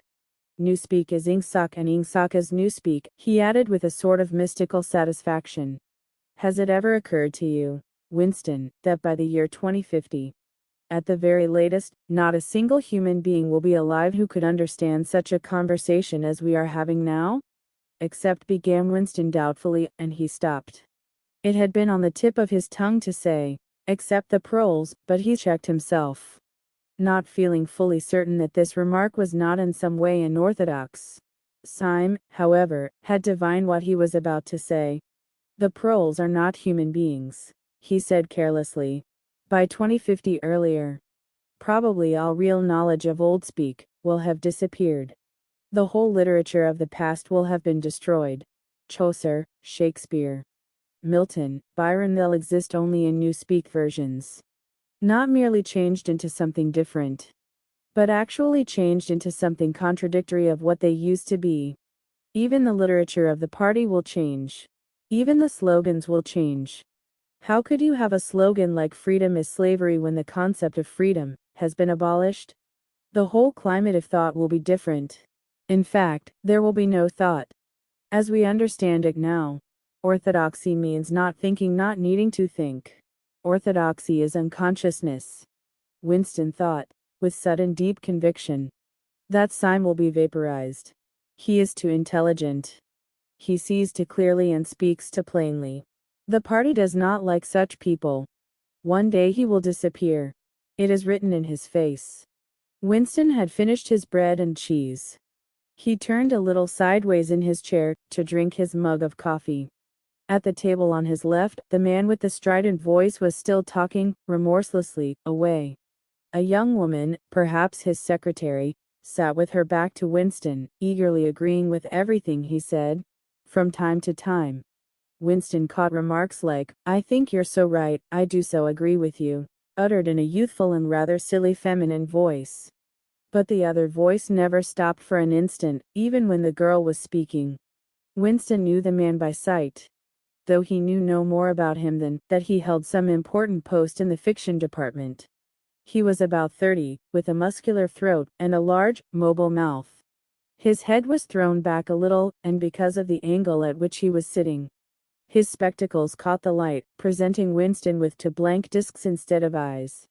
What was slightly horrible was that from the stream of sound that poured out of the man's mouth, it was almost impossible to distinguish a single word. Just once, Winston caught a phrase, "complete and final elimination of Goldsteinism," jerked out very rapidly, as if all in one piece, like a line of type cast solid. For the rest, it was just noise. A quack quack quacking. And yet, though you could not actually hear what the man was saying, you could not be in any doubt about its general nature. He might be denouncing Goldstein and demanding sterner measures against thought criminals and saboteurs. He might be fulminating against the atrocities of the Eurasian army. Or he might be praising Big Brother, or the heroes on the Malabar front. It made no difference. Whatever it was, you could be certain that every word of it was pure orthodoxy. Pure ingsoc. As he watched the eyeless face, with the jaw moving rapidly up and down, Winston had a curious feeling that this was not a real human being, but some kind of dummy. It was not the man's brain that was speaking, it was his larynx. The stuff that was coming out of him consisted of words. But it was not speech in the true sense, it was a noise uttered in unconsciousness, like the quacking of a duck. Syme had fallen silent for a moment, and with the handle of his spoon was tracing patterns in the puddle of stew. The voice from the other table quacked rapidly on, easily audible in spite of the surrounding din. "There is a word in Newspeak," said Syme. "I don't know whether you know it. Do you see kspeak? To quack like a duck. It is one of those interesting words that have two contradictory meanings. Applied to an opponent, it is abuse. Applied to someone you agree with, it is praise." Unquestionably, Syme will be vaporized, Winston thought again. He considered it with a kind of sadness, knowing that Syme despised him, and slightly disliked him. He was fully capable of denouncing Winston as a thought criminal if he saw any reason for doing so. There was something subtly wrong with Syme. There was something that he lacked: discretion, aloofness, a sort of saving stupidity. You could not say that he was unorthodox. He believed in the principles of ingsoc, he venerated Big Brother. He rejoiced over victories and hated heretics. Not merely with sincerity but with a sort of restless zeal and up-to-dateness of information that the ordinary party member did not approach. Yet a faint air of disreputability always clung to him. He said things that would have been better unsaid. He had read too many books. He frequented the chestnut tree calf haunt of painters and musicians. There was no law, not even an unwritten law, against frequenting the chestnut tree calf. Yet the place was somehow ill-omened. The old, discredited leaders of the party had been used to gather there before they were finally purged. Goldstein himself, it was said, had sometimes been seen there, years and decades ago. Syme's fate was not difficult to foresee, and yet it was a fact that if Syme grasped, even for 3 seconds, the nature of Winston's secret opinions, he would betray him instantly to the thought police. So would anybody else, for that matter, but Syme more than most. Zeal was not enough, orthodoxy was unconsciousness. Syme looked up. "Here comes Parsons," he said. Something in the tone of his voice seemed to add, "That bloody fool." Parsons, Winston's fellow tenant at Victory Mansions, was in fact threading his way across the room, a tubby, middle-sized man with fair hair and a frog-like face. At 35, he was already putting on rolls of fat at neck and waistline. But his movements were brisk and boyish. His whole appearance was that of a little boy grown large, so much so that, although he was wearing the regulation overalls, it was almost impossible not to think of him as being dressed in the blue shorts, gray shirt, and red neckerchief of the spies. In visualizing him, one saw always a picture of dimpled knees and sleeves rolled back from pudgy forearms.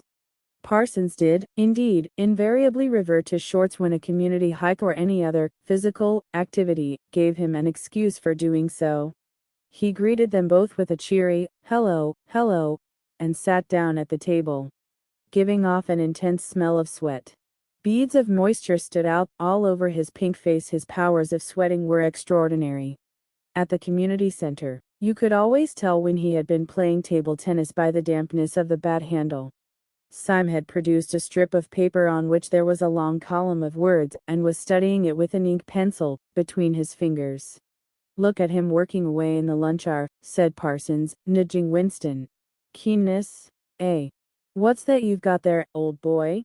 Something a bit too brainy for me, I expect. Smith, old boy, I'll tell you why I'm chasing you. It's that sub you forgot to give me." "Which sub is that?" said Winston, automatically feeling for money. About a quarter of one's salary had to be earmarked for voluntary subscriptions, which were so numerous that it was difficult to keep track of them. "For Hate Week. You know, the House by House Fund. I'm treasurer for our block. We're making an all-out effort, going to put on a tremendous show. I tell you, it won't be my fault if Old Victory Mansions doesn't have the biggest outfit of flags in the whole street. $2, you promise me?" Winston found and handed over two creased and filthy notes, which Parsons entered in a small notebook, in the neat handwriting of the illiterate. "By the way, old boy," he said, "I hear that little beggar of mine let fly at you with his catapult yesterday. I gave him a good dressing down for it. In fact, I told him I'd take the catapult away if he does it again. I think he was a little upset at not going to the execution," said Winston. "Ah, well, what I mean to say, shows the right spirit, doesn't it? Mischievous little beggars they are, both of them. But talk about keenness. All they think about is the spies and the war, of course.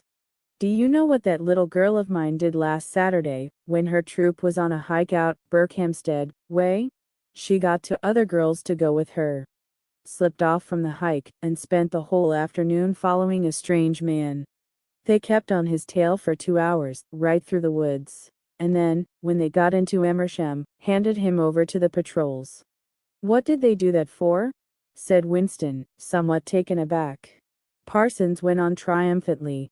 "My kid made sure he was some kind of enemy agent, might have been dropped by parachute, for instance.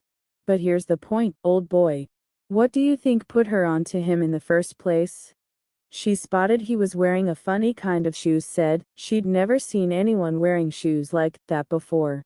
So the chances were he was a foreigner. Pretty smart for a nipper of 7, eh?" "What happened to the man?" said Winston. "Ah, that I couldn't say, of course. But I wouldn't be altogether surprised if Parsons made the motion of aiming a rifle and clicked his tongue for the explosion." "Good," said Syme abstractedly, without looking up from his strip of paper. "Of course we can't afford to take chances," agreed Winston dutifully. "What I mean to say, there is a war on," said Parsons. As though in confirmation of this, a trumpet call floated from the telescreen just above their heads.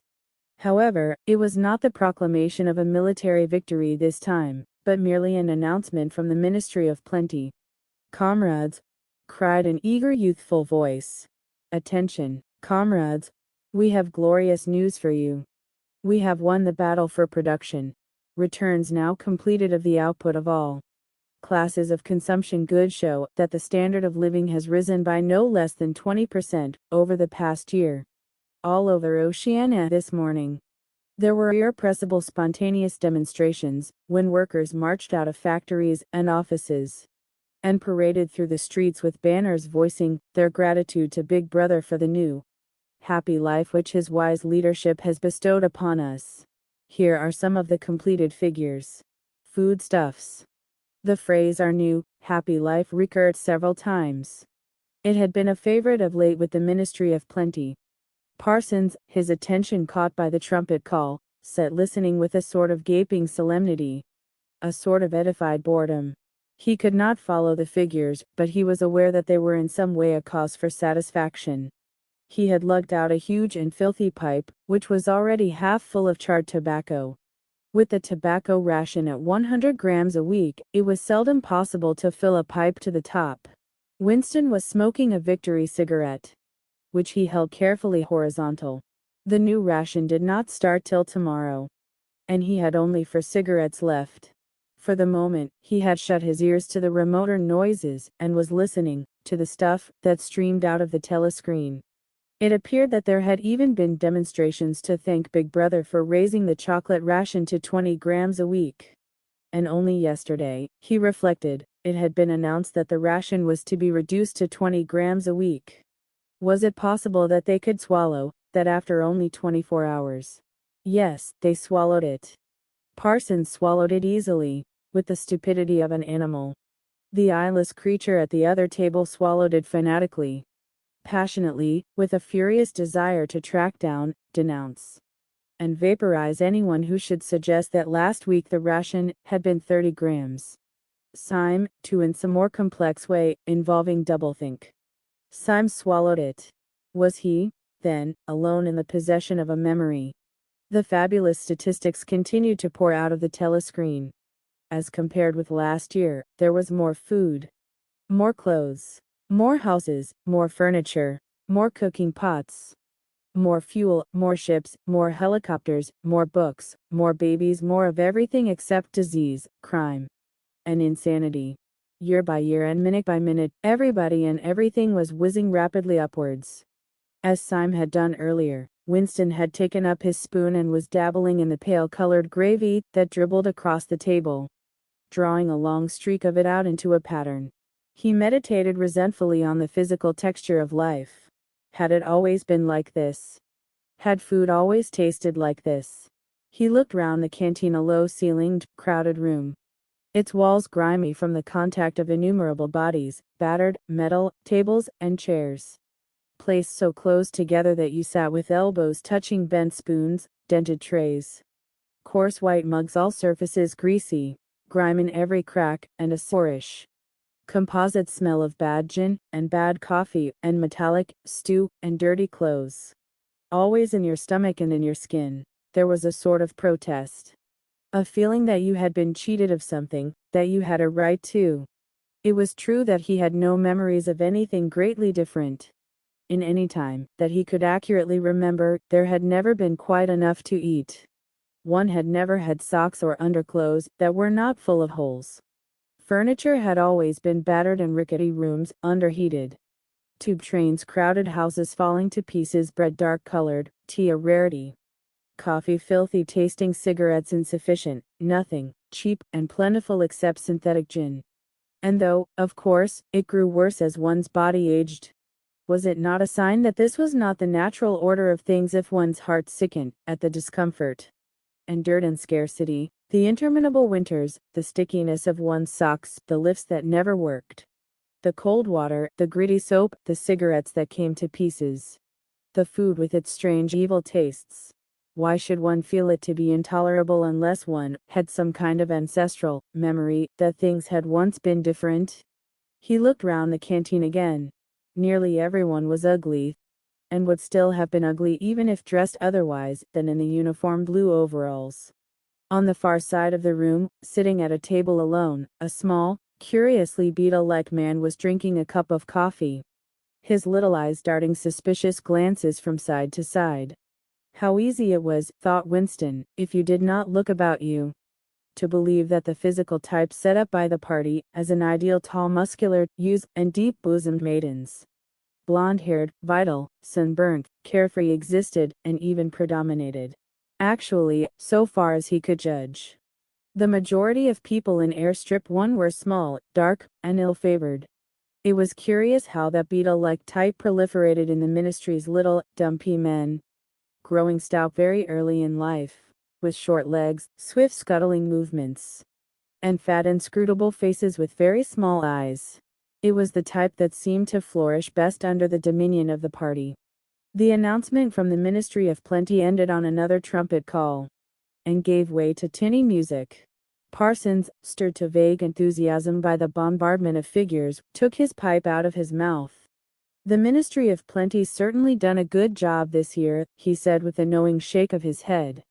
By the way, Smith old boy, I suppose you haven't got any razor blades you can let me have? Not one, said Winston. I've been using the same blade for 6 weeks myself. Ah, well, just thought I'd ask you, old boy. Sorry, said Winston. The quacking voice from the next table, temporarily silenced during the ministry's announcement, had started up again. As loud as ever. For some reason. Winston suddenly found himself thinking of Mrs. Parsons. With her wispy hair and the dust in the creases of her face. Within 2 years, those children would be denouncing her to the thought police. Mrs. Parsons would be vaporized. Syme would be vaporized. Winston would be vaporized. O'Brien would be vaporized. Parsons, on the other hand, would never be vaporized. The eyeless creature with the quacking voice would never be vaporized. The little beetle-like men who scuttle so nimbly through the labyrinthine corridors of ministries, they, too, would never be vaporized. And the girl with dark hair. The girl from the fiction department, she would never be vaporized either. It seemed to him that he knew instinctively who would survive and who would perish, though just what it was that made for survival, it was not easy to say. At this moment, he was dragged out of his reverie with a violent jerk. The girl at the next table had turned partly round, and was looking at him. It was the girl with dark hair. She was looking at him in a sidelong way, but with curious intensity. The instant she caught his eye, she looked away again. The sweat started out on Winston's backbone. A horrible pang of terror went through him. It was gone almost at once. But it left a sort of nagging uneasiness behind. Why was she watching him? Why did she keep following him about? Unfortunately, he could not remember whether she had already been at the table when he arrived, or had come there afterwards. But yesterday, at any rate, during the 2 minutes' hate, she had sat immediately behind him, when there was no apparent need to do so. Quite likely her real object had been to listen to him, and make sure whether he was shouting loudly enough. His earlier thought returned to him. Probably she was not actually a member of the thought police. But then it was precisely the amateur spy who was the greatest danger of all. He did not know how long she had been looking at him. But perhaps for as much as 5 minutes, and it was possible that his features had not been perfectly under control. It was terribly dangerous to let your thoughts wander when you were in any public place or within range of a telescreen. The smallest thing could give you away: a nervous tic, an unconscious look of anxiety, a habit of muttering to yourself anything that carried with it the suggestion of abnormality, of having something to hide. In any case, to wear an improper expression on your face was itself a punishable offense. There was even a word for it in Newspeak: facecrime, it was called. The girl had turned her back on him again. Perhaps after all she was not really following him about. Perhaps it was coincidence that she had sat so close to him 2 days running. His cigarette had gone out, and he laid it carefully on the edge of the table. He would finish smoking it after work, if he could keep the tobacco in it. Quite likely the person at the next table was a spy of the thought police. And quite likely he would be in the cellars of the Ministry of Love within 3 days, but a cigarette end must not be wasted. Syme had folded up his strip of paper and stowed it away in his pocket. Parsons had begun talking again. "Did I ever tell you, old boy," he said, chuckling round the stem of his pipe, "about the time when those 2 nippers of mine set fire to the old market woman's skirt because they saw her wrapping up sausages in a poster of BB? Sneaked up behind her and set fire to it with a box of matches, burned her quite badly, I believe. Little beggars, eh? But keen as mustard. That's a first-rate training they give them in the spies nowadays, better than in my day, even. What do you think's the latest thing they've served them out with? Ear trumpets for listening through keyholes. My little girl brought one home the other night, tried it out on our sitting room door, and reckoned she could hear twice as much as with her ear to the hole. Of course it's only a toy, mind you. Still, gives 'em the right idea, eh?" At this moment, the telescreen let out a piercing whistle. It was the signal to return to work. All 3 men sprang to their feet to join in the struggle around the lifts, and the remaining tobacco fell out of Winston's cigarette.